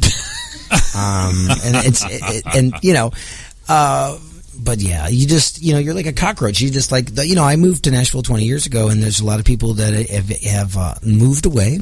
They've quit the music business, or they're dead, and I have outlasted them. And you got to give yourself some credit for that, because it's not for the faint of heart. It's not for everybody. I got 2 marriages under my belt. I got no children. I don't never see a lot of loved ones. You're a troubadour, man. You really are. Well, you're outside looking in. You look at comedy going, I could do that. But then, like I was telling you, I saw your drum gear break down. I'm going, I thought I could do this. Wow. That's so much more than I ever thought. So it's, you're looking at someone else's life going, I'll just go act. I'll be fine. And then you see that going, maybe I'll stay over here. Well, there's so many. Los Angeles, the city of beautiful people. When you're on a plane going to Los Angeles, it's like, wow, this is a modeling show. Because it was so funny. Last night I went to a club, and I was supposed to be on the list. It's the whole velvet rope thing, and the lady comes.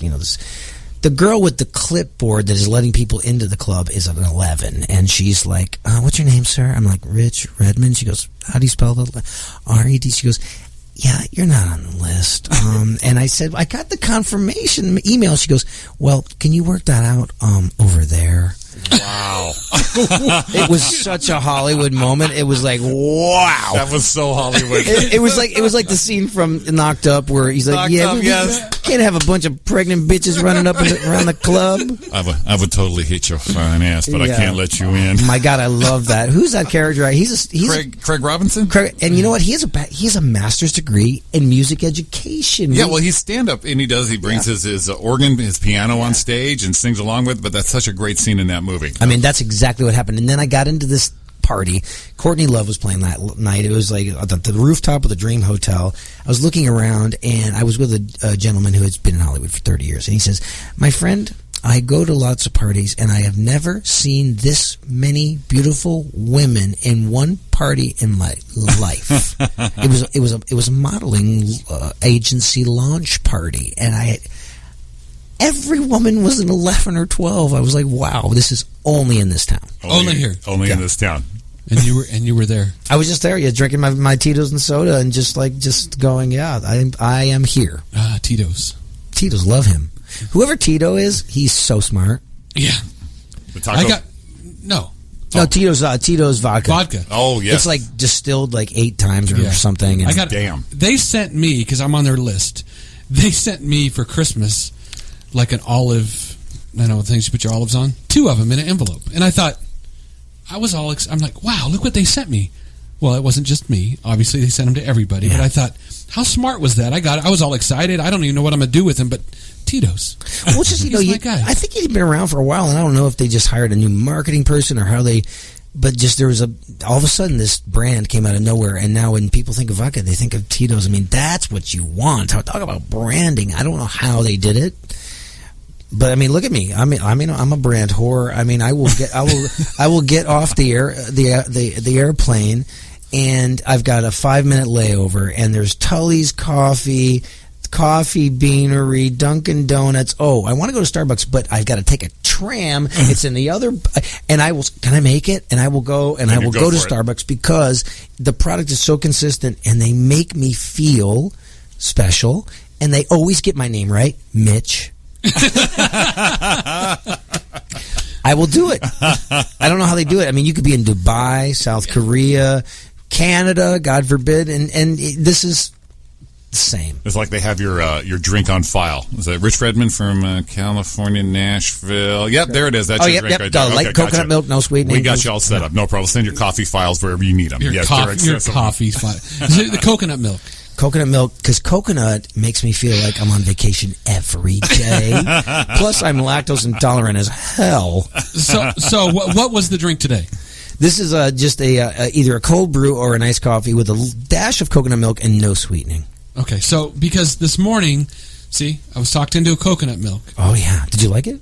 It was good. Well, do you drink cow milk? Do I drink? No, yeah. Come on, right out of the teeth.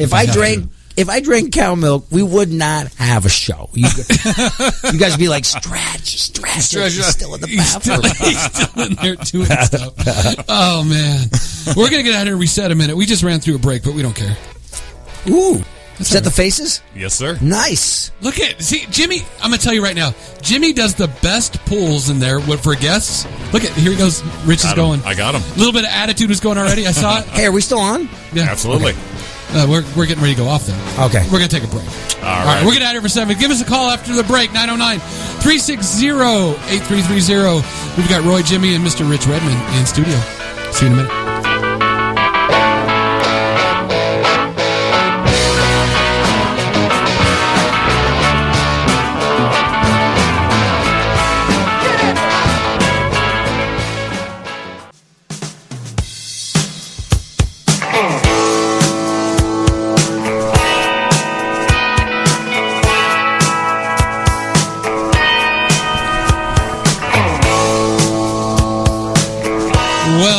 Back to the Roy and Jimmy thing here on chaoticradio.com. Give us a call, 909-360-8330. That is your phone number. We are here with Mr. Rich Redmond, actor, producer, drummer, what else? Motivational speaker. Yes. I'm into that shit. I mean, I'm telling you. We were talking about the drumming right before break. I watched the kids one. What made you get to the kids 5 to 10 when you wrote the book? Oh, it's really funny. Yeah, my co-author, a great guy from the East Coast named Michael Albrecht, reached out to me and said, hey, my son wants to play the drums, and I want to teach him how to play. Michael's also a drummer, but he also has written like 10 books on the Civil War and baseball. So he's a published author. So he goes, I don't think there's a lot of great books out there for young kids to learn how to play the drums. I said, you know what? Let's write it. So let's make that one. We got really specific. So the book is called Fun, capital F-U-N, Fundamentals of Drumming, for kids ages 5 to 10, and it's published by Modern Drummer magazine, which is basically the world's most widely read drum magazine. It's been around for 40 years. And it's distributed by a company called Hal Leonard, and you can get it in a digital format, or you can buy the real deal book with it. Comes with a DVD. So, I mean, I talk to the kids. I'm like, hey, this is a bass drum. This is a snare drum. And we get them playing beats and stuff. The great thing about the book is that it works for a 5-year-old or a 50-year-old man that acts like a 5-year-old. Still, I'm in now. All of a sudden, it'll work for me then. Yeah, we're in all of a sudden. I was like, I wonder if this is where I should start, because I watched the video you had on it where it talked about the quarter notes and everything, and you're like, dun, dun, and I'm like, okay, I get it. And then all of a sudden I'm like, whoa, that's the same thing? Out of the same little well, so that beat you just heard our buddy Stan Lynch playing from Tom Petty. Another childhood hero that I know now, which is crazy. He was playing Money Beat number 3.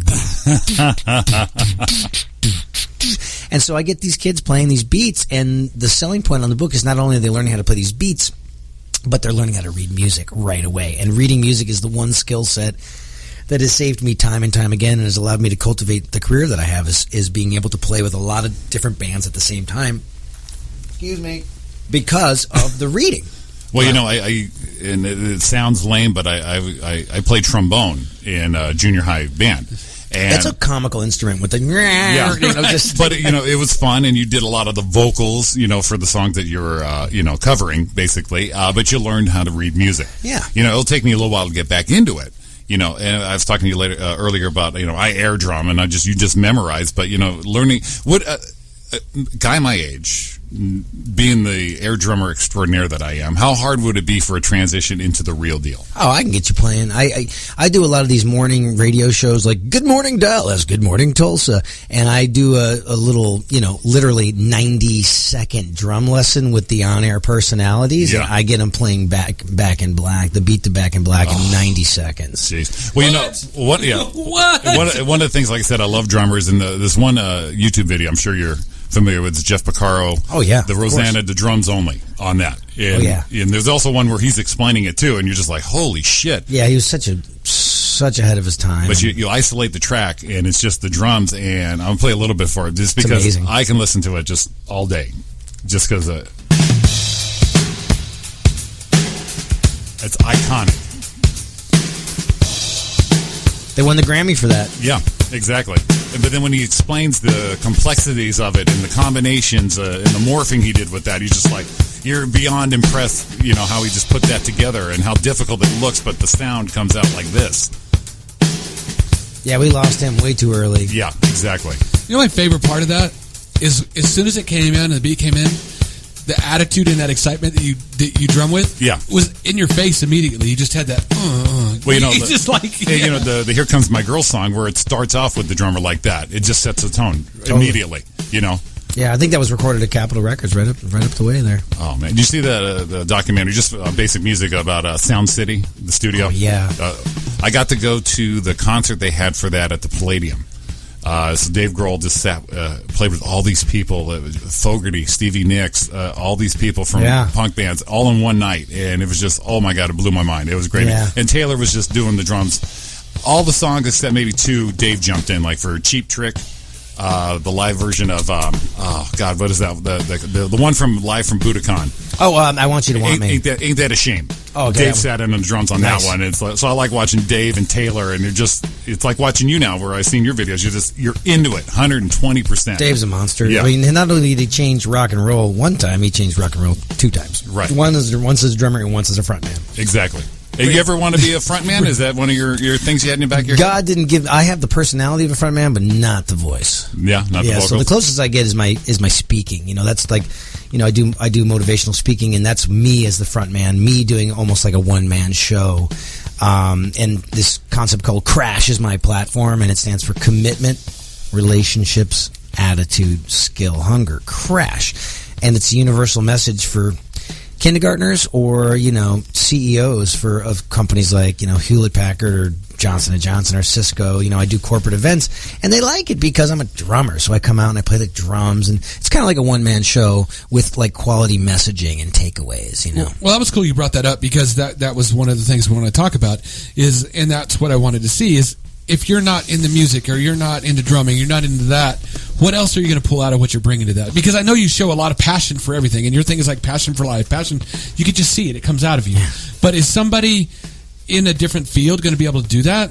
I mean, is that going to pull it out? What kind of response are you getting out of that? It's great because I'm actually like one of I think 3 motivational speakers in the world that plays the drums, and so I come out. It's a 1-hour event. I come out, I do a little drum solo, I play a number 1 song that they've heard, and then I talk about commitment and how commitment it's applied to my life and my journey, and how they can use it for their corporate sensibility, any of their corporate philosophy, anything that they're working on, specific projects. So people they'll say, hey, the theme of the event is disruption. And so I'll come in and I talk about disruption and how the music business has changed and how we have to basically just kind of like run to just even stand still. And so there's a lot of commonalities between the music business and any corporate entity, and I talk to graduating high school seniors and I talk to them about, hey, what are you going to do with your life? And I talk about how, passion is your engine and you fuel your engine with hard work. And so if you're passionate about something, it's very easy to work hard, and the harder you work, the luckier you get. So Crash is just this universal message I've been working with for like 12 years, and I'm actually writing the book now called A Crash Course for Success. That's awesome. I honestly, at some point, something happening out here, I like to find a way to get to one. I'm all the way into it. I mean, it just...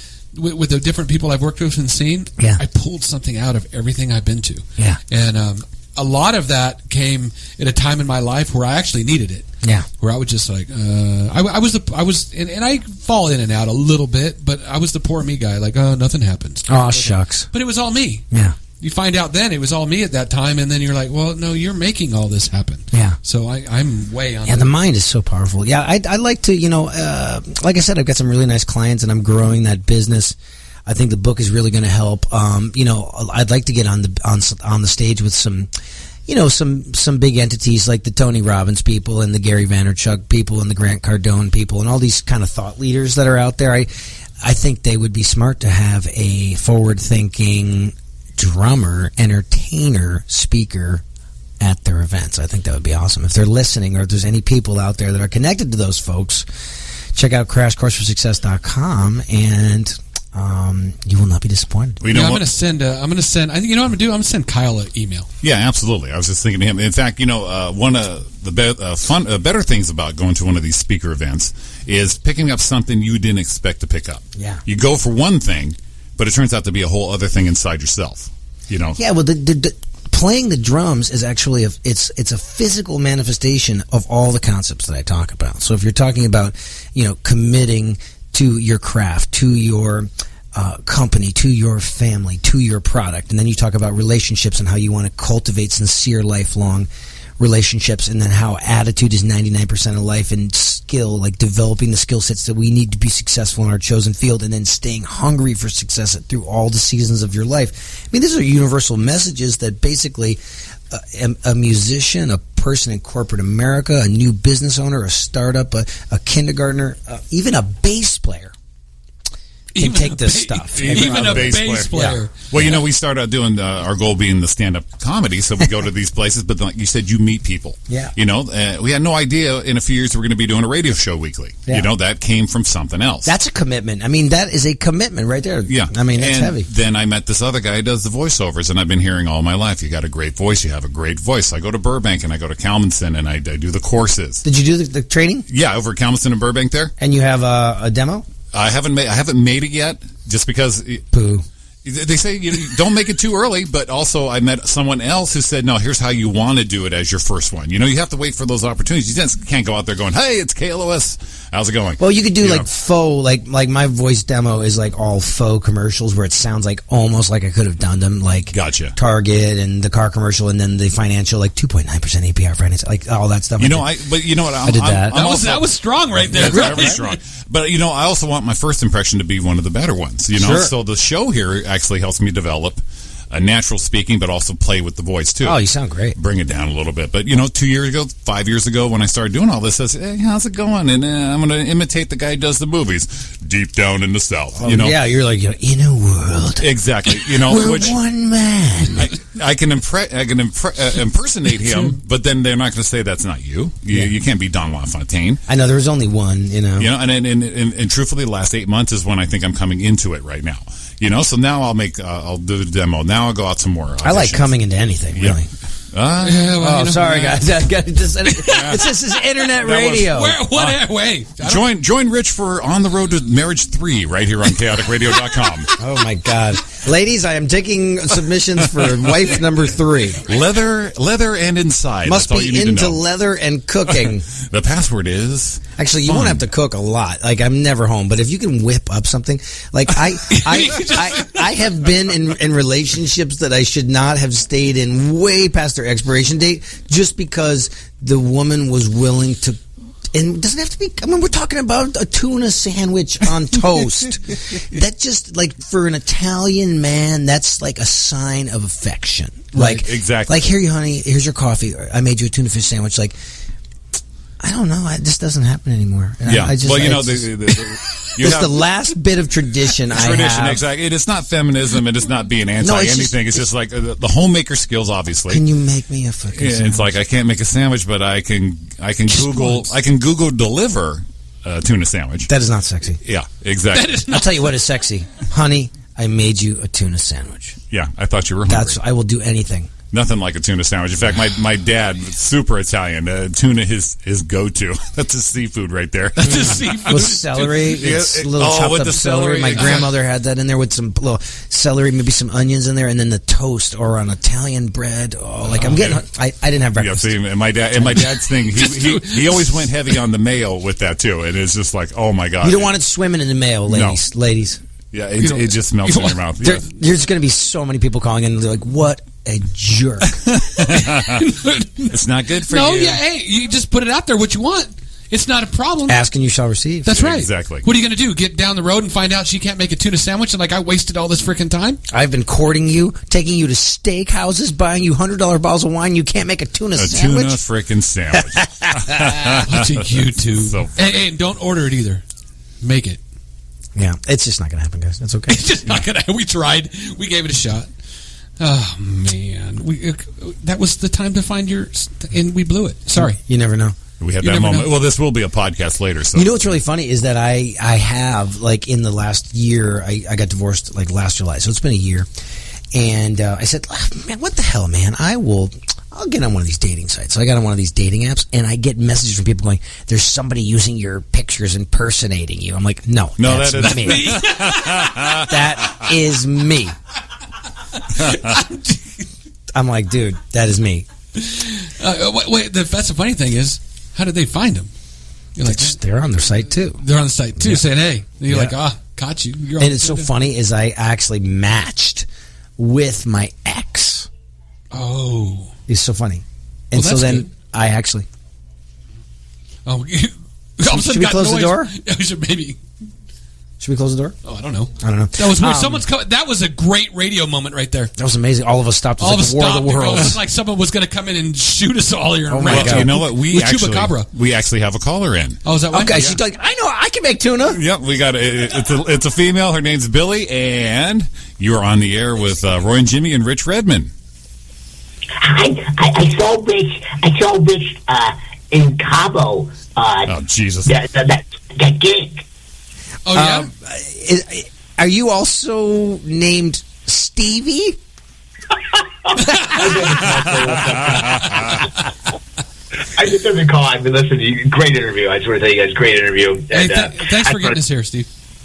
I just want to call and say, well, Brewster won't even talk to me, but Jimmy and Rich, great interview. And that's all I wanted to say. I'm going to go now. I'd say the call and my voice, I used to be able to do voices, I can't. Anyway, you guys keep it up. Love you guys, and talk soon. Love you, bud. All right, see you, Steve. man. See you, man. That's a freaking coop. See, he just beat me up there, too. SteveCooper.net. We love the guy. And he's he's on all the platforms, but usually people pick a platform that they really like. He excels on Twitter. He just literally will tweet anybody. Anything. Yeah, and anybody. Yeah, that's how he gets his guests. And he's really good at it. Yeah, he's really good. Well, and I saw something of yours talking about the social media thing. Yeah. You said something about when Facebook started years and years ago. Yeah, 9 years ago. You just jumped out and in it, and everyone kind of thought you were crazy. I jumped right on that sucker. I was on MySpace, and I made a lot of connections on MySpace, and then when they opened up Facebook to public, it was like a college thing. I was like, oh, this is going to be big. And I'm so glad that I got on that stuff right away, because it is a great tool for there's so many great ways to build a brand and market yourself these days for free.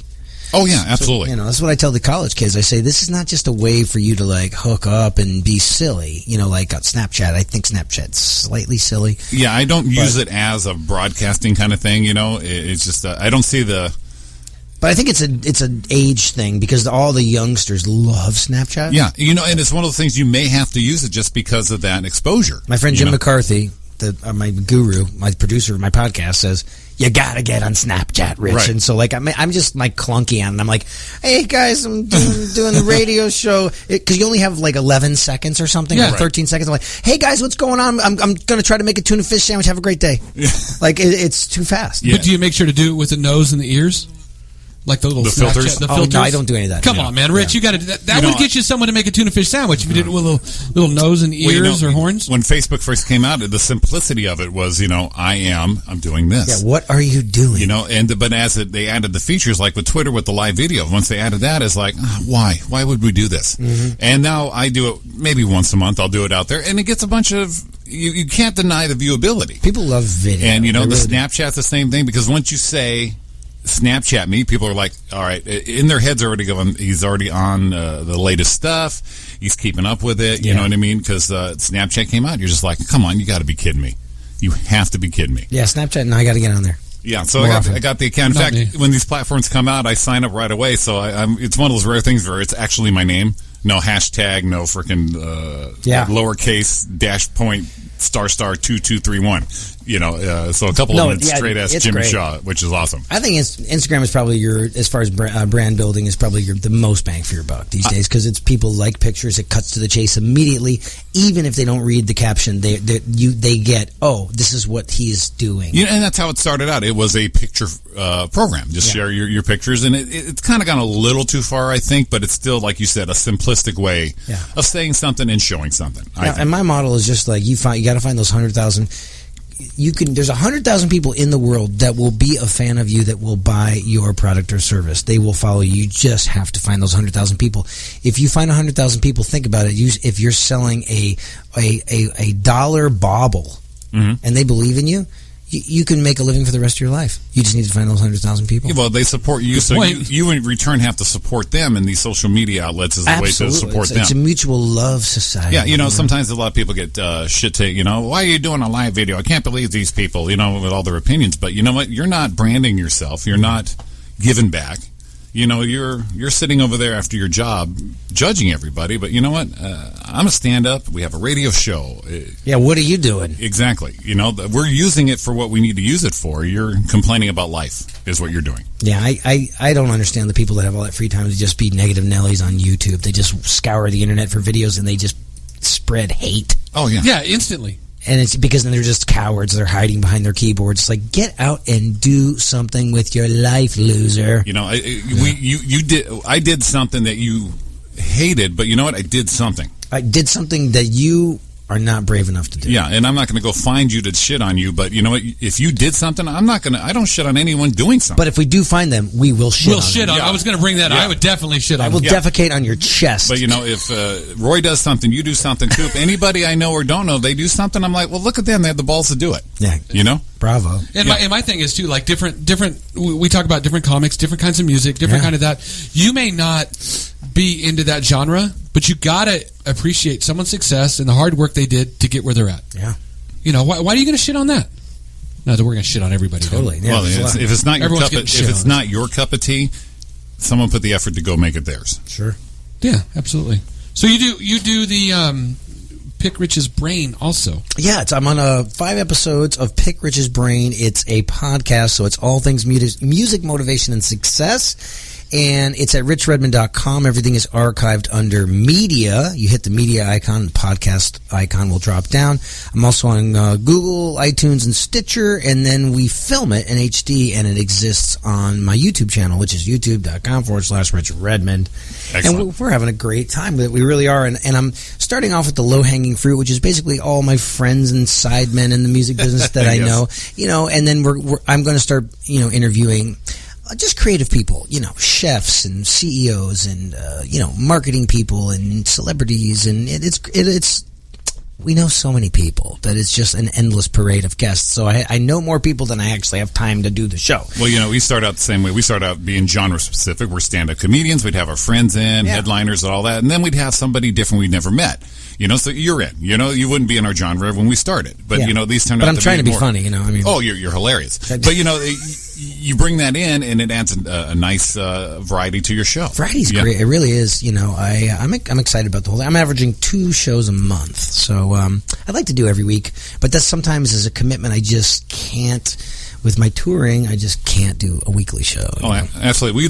We'd love to do a morning show every morning. Yeah. Monday through Friday. We'd love it. That'd be great. It's in our wheelhouse, but right now we can't. Our jobs, our stand-up, and all that in the way. But, that's a goal, though. That's, a goal we didn't have 2 years ago. Squad goals. Yeah, we never had that thought even 2 years ago of doing radio once a week, doing it, and then thinking about go beyond with it, you know? That's how life changes between the people you meet. And hey, you guys do stand-up on stage together? At the same time? No, we're not a team. Like a frickin' frack? No. Okay. No, people have assumed that, and we did try it once a year ago. It was odd. It was odd because together we can, like on our radio show, and when we hang out with people, we can work off each other. But we went on stage, and it's like, you know what?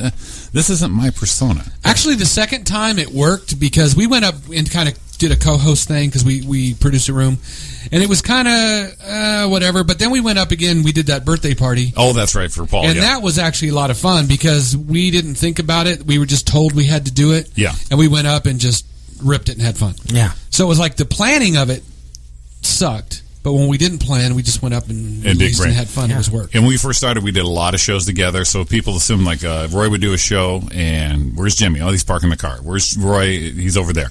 And then we recognize this, and this is that box thing we talked about. Yeah. We need to quit doing shows together. So many. Because you're your own man, I'm my own man, and our own style. So we actually quit working at same shows. I'd go and see him, but I wouldn't be on stage also. I see. Yeah. And just to get that out of everyone's mind, because we don't want to be in a box. Right. It's not that we don't like working together. It's just like we're always going to be known as that. And I don't want us to miss out. I don't want Roy to miss out on a great gig because they're going to assume I'm coming. So if they like Roy and don't like my style, I don't want them to miss the show. And same with him. Yeah. So you get out of the box, and then we go back and do it again. It's just part of the mix. Yeah, we had people ask us. We'd show up to a big show, like we do the Ice House or one of these other, and it's, where's Jimmy? I'm here. But you could see it already started at that point. Yeah. And it's like, everyone expecting you just to be a country rock drummer. It's like, no, Taylor Swift's band, I'll show up, Yeah. Don't discount me because of the one thing. I'm multi-talented. I can do this. Yeah, I'm not that talented. No, but you're with other. We are the sum of all is what we are. Yeah, I surround myself with people with some talent, and I just kind of ride along. Surround yourself with talented people, experts. That's what I do. That's what you do? Yeah. You're full of shit. We've all seen you do your stuff. Come on. Do what you do and then outsource everything else. Outsource it, right? What is one of the favorite people you've played with? We've had a lot of oh my God, I can't believe moments, but in this list, Jesus, it's so impressive. I mean, we talking Bob Seger. Yeah. Doing the television show with Bob Seger was fantastic. It was a Crossroads on CMT, and then there was a Crossroads with Bryan Adams. That was awesome. And then, just meeting all these wonderful people along the way. Miranda is very super talented, and she did a duet with Aldine on the second record. And, Kelly is an amazing, consistent, superhuman performer. These are just all really awesome people. Meeting Ludacris, he's a television host, he's an actor, he's a rapper, he's a businessman. Awesome to be around that kind of energy. But, it's nice to have my job, for 18 years playing with the same people. There's a level of, execution and a family spirit that comes from, playing with Aldine and the guys, man. So it's an awesome, awesome job. What happens that night and you let it pour out? What happens that night when you get up? You might be sick, or you might not be feeling it, or you might, and we've all had them. I mean, you're a pro, you show up, and it's like, I got to show up and do it. But how do you reach down deep and get that? Do you just, because or you have one of those shows where you're like, man, I didn't, it wasn't me tonight. What happened? Once you ever get behind the drums, it just happens. It just takes over. I like the happens part. You just go to this special place, that healing feeling, and the muse is with you. She's on your shoulder, and she's whispering in your ear, and she's like, I know you got the scorch tonight, but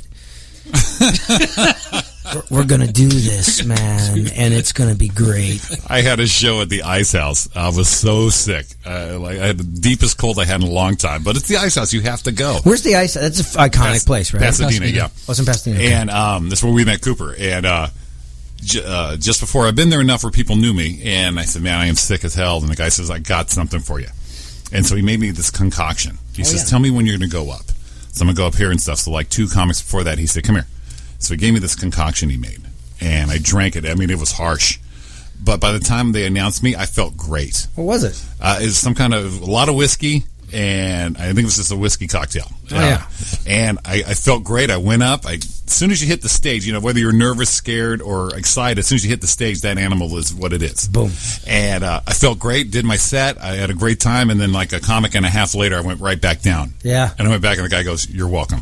That's awesome. You're not the first sick comic that, had to go up. That's awesome. But it makes you wonder if it was the cocktail or it was just a rush from going up. You're going to be okay anyway. So if I want to do, what are the open mics? Are they 3 minutes or 5 minutes? Depends. A lot of them are 3, most are 5. And there's the guy right there going. Oh, yeah. Right? You get the light, yeah. You get the light. Mm-hmm. So say Cooper and I wrote 3 minutes of material. Where do I go first? You go to, if you can go with Cooper. Is it like Flap? Do I go to Flappers in Burbank? They just canceled that one. Well, the Claremont one they did. There's open mics all over the place. But what's a really good one? Oh, you see, that's the thing. A really good one has a lot of support, or you want to go to a really good one where it's hard? Yes. Yes, it's hard. I don't care. I just want to just check it off my list and see if like anything comes from it as far as like the feeling of afterwards. Oh, the feeling is incredible. Because a friend of mine is like, dude, you can execute because you're already a speaker, right? You're comfortable with the microphone. I agree, absolutely. But I was like, well, yeah, I can execute, but the material has got to be there. And here's the thing: is the material probably will be there if you believe in it because your personality and your confidence will come out and people will just go along. Well, you know what would be great is I'm going to bring a cymbal with me. So if I gotta be there, you know what I mean, and if it falls flat, I will kick my own joke, and it'll be great. It'll save the day because it will. Oh, really, guys? You didn't like that? Right, but with style. I would say if you can't go with Cooper, next time you see him out there in Jersey, then hit like the Flappers open mic in Burbank. Go to at least a club. Yeah, and try and do it there. And like the Ha Cafe in North Hollywood. Oh, the Ha, yeah. They do Monday through Fridays, and that's me and Roy. I was doing it 4 days a week. And wait a minute, the Ha-Ha's all open mic? They have an open mic night at 5:00 weekdays. Oh, it's like happy hour, so all the real drunks come in. Yeah, and you're there with other comics. Okay. Yeah, it's no big deal there. Like I said, drunks. Yeah, pretty much. Back in my day when I started, it was you paid $5, but you got a beer in 5 minutes to do your stuff. Love it. And that's it, but man. it was a place to work it out, and that's a great room. It's a lot of comics, so they're not going to give you shit. If you go to the coffee shop ones as your first one, I wouldn't do that. Yeah, they suck because no one's drunk. Everyone's hopped up on caffeine. Exactly, but when you go to an established place, when you begin an open mic, there's a respect already in the room. At least they know it's a comedy. You're walking into a comedy place to an open mic, not walking into a coffee shop, and they're like, "Really, this is today?" Right. Oh yeah, because they're like, dude. They're on their laptops. Right. They don't exactly. That's harsh. A club has a built-in respect already when you do their open mic, so you can at least be comfortable when you go. Coffee House would not like my symbol. No. But I'd love to see it. But once you get to be known, hey, Rich Redmond, the symbol guy, he's going to be here tonight. Oh shit, let's get there. I think I gave away my a cool No, that's idea. okay. That's but okay. I would say, like I said, the Ha you'll definitely would get on. And last I heard it was Monday through Friday, but for sure Monday through Thursday. Sign-ups are at 5:30. The show starts at 6. But it's a comfortable spot and it's got respect. At least you can do your time without anyone getting you out. Now here's the thing. Ha Cafe. Nice. If you do it while you're in town, you have got to. Oh, you guys are coming. No, you are coming. Definitely showing up. Coming with girls that can make tuna sandwiches. We'll find some on the way. Well, you can't steal ours. Both of ours can kill a tuna sandwich. They kill a tuna sandwich. That's the deal. It's funny you said about that thing on stage. I remember I did I was doing a show at the Brea Improv, and I went to go upstage. It was a birthday show, and the place was packed out, sold out, and it's like, yeah, I'm ready to go. And Dawn, my fiance, shows up, and she gets there, and she was there, and she walked in front of me. It was my time to go on stage. I'm like, get the hell out of the room. Get the hell out of the way. I got to go. and they introduced her on stage. And I'm like, what the hell's going on? And it was just like, it's his birthday. There's a drink called sex on the stage. I wanted to give him his dream, give him sex on the stage, that kind of thing. So we get done, but my favorite part was there was a heckler in the front row that says, I didn't come here to see any fucking female. And I just kind of leaned on the wall, left her alone, and said, okay, this is going to be fun. Let's see what she does with it. And she says, well, you got a fucking female, deal with it, and popped off back. The place exploded. It was a great moment. I came up, and then she left. My thing is I went to her later, and this is the deal on stage. I said, okay, now I got to know. You're a stage guy, Rich. You feel that energy and just love it. Jimmy and I did, and I said, what was it like? Because you try to explain that to somebody, and they don't get it. They really don't. I said, what was it like? She goes, it was the most incredible thing I ever felt. Ooh. When 300 people are just like on your side and exploding. And I go, that's the rush I chase. Yeah. And that's the way, I mean, you live there. But those damn hecklers. Oh, no, come on. You got to have a way to deal with them, right? Do you guys have a system, or you just feel it in the moment? I in the moment. I fortunately don't have anyone give me shit when I'm on stage yet. Yeah, I'm sure it's going to happen, and I'm not going to be good at it. In real life, I'm great. I can heckle the shit out of anyone at work or like that. But on stage, I'd be a little more intimidated, so I'll have someone comment, and I'll just kind of bring him in with me. Oh, and then I'll bring him in. One guy kind of heckled me at a bar show. I was talking about being divorced, and I go, well, look at you. You're here on a Thursday night. I said, what do you're no better. Yeah. You're drinking beers on a weekday, a school night. Yeah. And? That's how wrong good, with that? That's how good you are with women. Yeah, so. no, totally. I mean...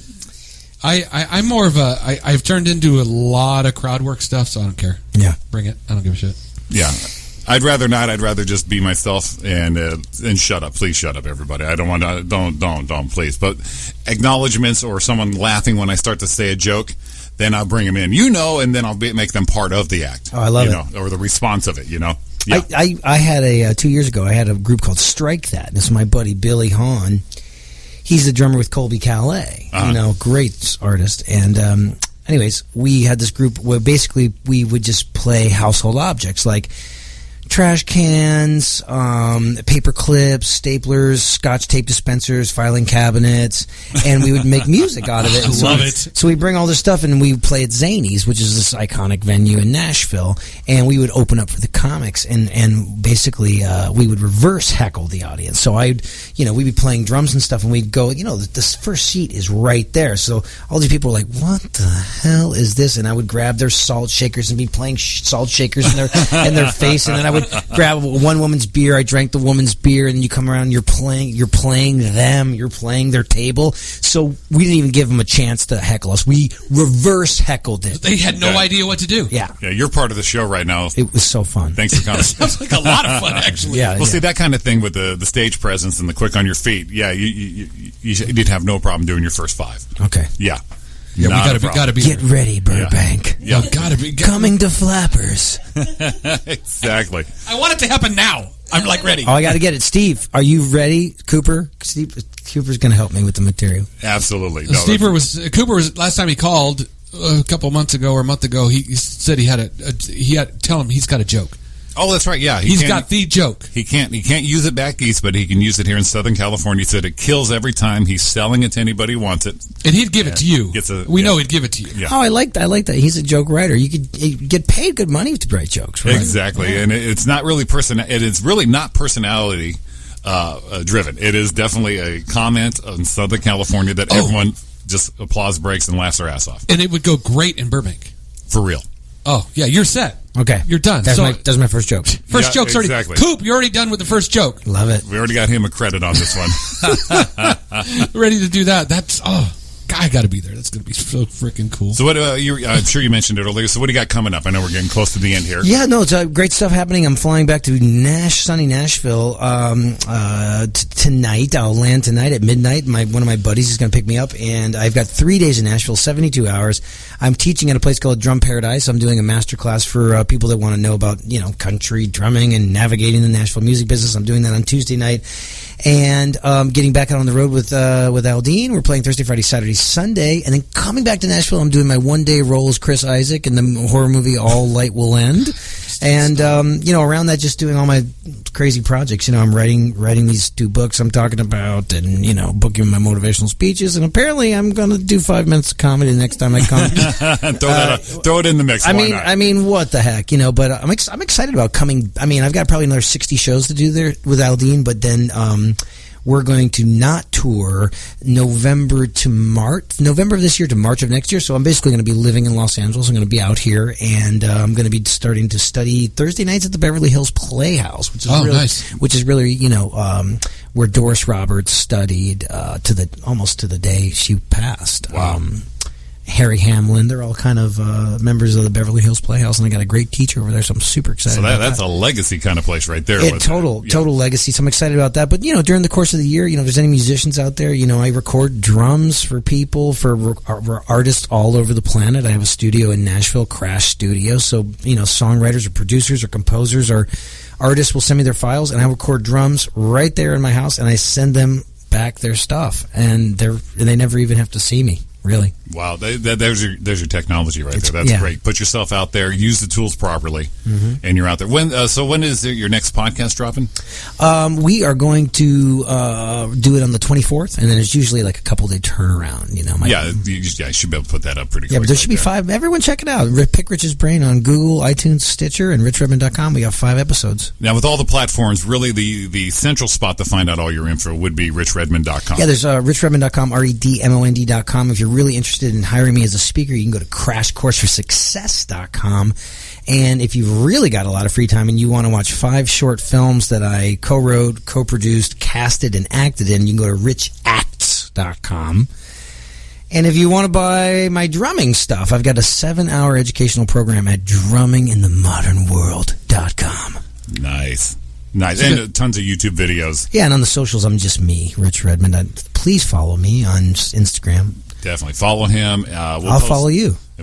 See, look at that. Gives the love back immediately. Give it back. A giver. Immediately. I'm a giver, ladies. I will give anything for that tuna sandwich. I will do anything. I will give anything. My big selling point is, ladies, my first kiss is below the belt. Boom! And we had... Is that how I end it? There's a symbol. I was waiting for the symbol. Oh, the symbol, okay. Did we just go off the air? How quiet was that? Well, I was waiting but for this the is internet radio. We can say anything we want. Absolutely. That's awesome. Well, it started early with the I like coming into anything. And then... Whatever, FCC. I got time for your shit. Well, a shirt, FCC. Yeah, cross out. There it is. There's the next thing that goes on the crash. Or FCC. Yeah. I like the thing. Okay, the thing. Yeah. Yeah. Like you guys are great. Thank you so much for having me. And let's get out, man. We'll go drink El Chupacabras in Rancho Cucamongas. Well, if you didn't have to go, I'd take you for some right now. But you got to be in Nashville tonight by midnight. I do. Well, we have one more thing you're going to do with us. Yes, you are. Oh, yeah. It's a thing we do every week. We call it the Roy and Jimmy Thing Great 8 Quiz. Oh shoot. Okay. There's 8 questions. There's 8 questions. There's no right or wrongs. Just whatever comes to first thing in your mind when we ask. Oh, we got it. Yeah. All right, Rich Redmond. The Great 8 Quiz is yours. Number 1. Do you like Kimmel or Fallon? Yes. That's probably the best answer right there. Been on both. Yeah, they're both awesome people. Fallon knows names. Oh yeah. He will always make it a point to come and shake the drummer's hand, which is awesome. Oh, that's great. That's awesome. See, love him more. This one might be hard for you, but it's a question we asked. What is your chill music? What do you unwind to? I'm sure there's a ton of them. What would be kind of the first go-to? Jeff Buckley's Grace record. Oh, nice. It's got that cover of Leonard Cohen's Hallelujah on it, and then like any kind of like vibey singer-songwriter like Lucinda Williams or, Wow, very nice. Number 3, we asked earlier, but it might change. Your drummer inspiration that got you saying, you know what, I can do this, and this drummer is the one that you kind of modeled yourself after, but really inspired you the most. Probably Carmine Appice and Stuart Copeland. Stuart Copeland, yeah, the police stuff. You know what I appreciate with Stuart Copeland and also Rolling Stones? Charlie Watts. The technique being old school. Oh, You know, the traditional grip, yeah. Yeah, where they hold there, but the sound that they're making, you have the animals, you know, doing the drums. Oh, Dino Danelli, yeah. Yeah, but that old school technique, but still creating all that big sound. Like I said, I love drummers. So yeah, that was a grip that grew out of the Civil War because the drums were slanted when the kids were marching. Yeah, and then it kind of fell out of favor because we didn't have to sling the drums off of our one gotcha. whip. Yeah. Oh, well, that's a little tidbit I didn't Learned a know little about something. that. Little history lesson. And this one is for everybody. Number 4. What is your go-to comedy movie? You got a favorite? Any Judd Apatow film, I think he's a genius. I can watch This Is 40 over Dude, and that's over so funny movie. and over because it's true. Every bit of it. The Right. hemorrhoids, the everything. I need you to look at this. I saw you give birth. She goes, "Can we just keep some secrets between us?" She just look at it and then unsee it. That's a great movie. Number 5. What is the last thing that pissed you off? Could be minor, could be major. What is the last thing? Oh my God. Irritated. We'll go with irritated. Pissed off's kind of strong. Well, there's some sort of there's a credit card company that calls me 6 times a day, and I've closed the account. I paid it off, and I closed it, and they continue to call me. That's amazing, right? Come on. You have no problem calling you when you're 5 seconds late. Come on, people. Yes, please get up with the time. Number 6. Your pizza leftovers, cold or warmed up. I like cold pizza. Yeah. See, Italians, we just kind of just go for it. It's Yeah, you like- can have it for breakfast see, with a coffee, a black coffee, and a slice of pizza. done that many See, I times. like it when it's cold like that because you bite into it, the cheese kind of snaps. Oh, come on. Yeah, I mean, you already had it in its Come on. prime. You get to enjoy it in a different form, and it's still great. And in California, we can have cashew cheese. Whatever you want. Or pineapple. Exactly. I love it. I love It's the not steak. just pepperonis anymore, people. Number 7. What is your favorite cuss word? Oh, the one that goes back all to the beginning of time, the kings and queens have used, that starts with an F. Wow. He doesn't want to say Don't fuck. say it. He doesn't want to Oh, say yeah, I mean, oh my God, I was talking about I know you're. coming and tuna fish sandwiches. I can't say fuck. I was going to say, you drew the line right there at the end, like the F word. Yeah. It's kind of funny the ways because you talked about coming in tuna fish sandwiches is what you said. That's and bad. that's got like real scary. That's got the No, next Roy, Judd that- Apatow film written all over That it. might be the most sickest food mashup you've ever done. Ever Roy. done. I heard it. I heard it. Unless Mike Coletta calls in and says, you know what? You know what? You should try it. All right, our last question. This one's our favorite. Salty. Is but good for the skin. You better good for the skin. Make sure to put the Never have celery this in it. guy on our show again. Number 8. This one's our favorite, and everyone does this. What is your best impression? Doesn't have to be a famous person. Could be anyone you know. Everybody has one. Rich Redmond, what is your best impression? Oh my God, I don't really do impressions. Mock somebody, mannerisms. Everybody in my band mocks me. They've got a really good me. They do Okay, a really good. What is an impression? Okay, Now what they is go an- like, "Hey, buddy, what's going on, man?" It's like I'm like, wow, that's me. And they apparently I walk funny, and so there's this gait to my walk, I guess. And they go like, "Hey, buddy, what's going on, man? Yeah, good to see you." I'm like, wow, okay. I just love that you did the impression of someone Somebody else doing I was me. just going to say, yeah, let's have the impression of you from somebody else doing you. Oh, That's my awesome. God. Excellent, Rich. You know what, buddy? What a great time with you. Thank you so much for coming in. My absolute pleasure. We'll definitely do this again, and we'll definitely have to hang out and catch up and keep in touch with all this stuff. I don't think he'll come out again because we lured him in. He had no idea he had to go through a fruit check and a border before he got here. Rancho Cucamonga. True. In fact, the melons outside, he's going to have to leave them here because we don't want to go through any trouble through I love Pomona it. or something. Anytime, guys. No, this is great. And Appreciate maybe one time I'll take off on my acting class and I'll come and do the Monday night thing and I'll bring my rubber chicken and my cymbal. Whenever you want, man. Perfect. We'll get some workout on that. You're welcome whenever. Thank you very much. Thanks, guys. All right, man. Excellent. Hey, we're going to stop this thing now, man. Go on a high note. We're out on a high note. This is Ryan Jimmy Thing special Sunday edition morning stuff that we're doing with Rich, and we're out of here because we're all like pros. We are pros. Thanks for listening again. Podcast will be up. We may or may not be on tomorrow night. It really depends on it.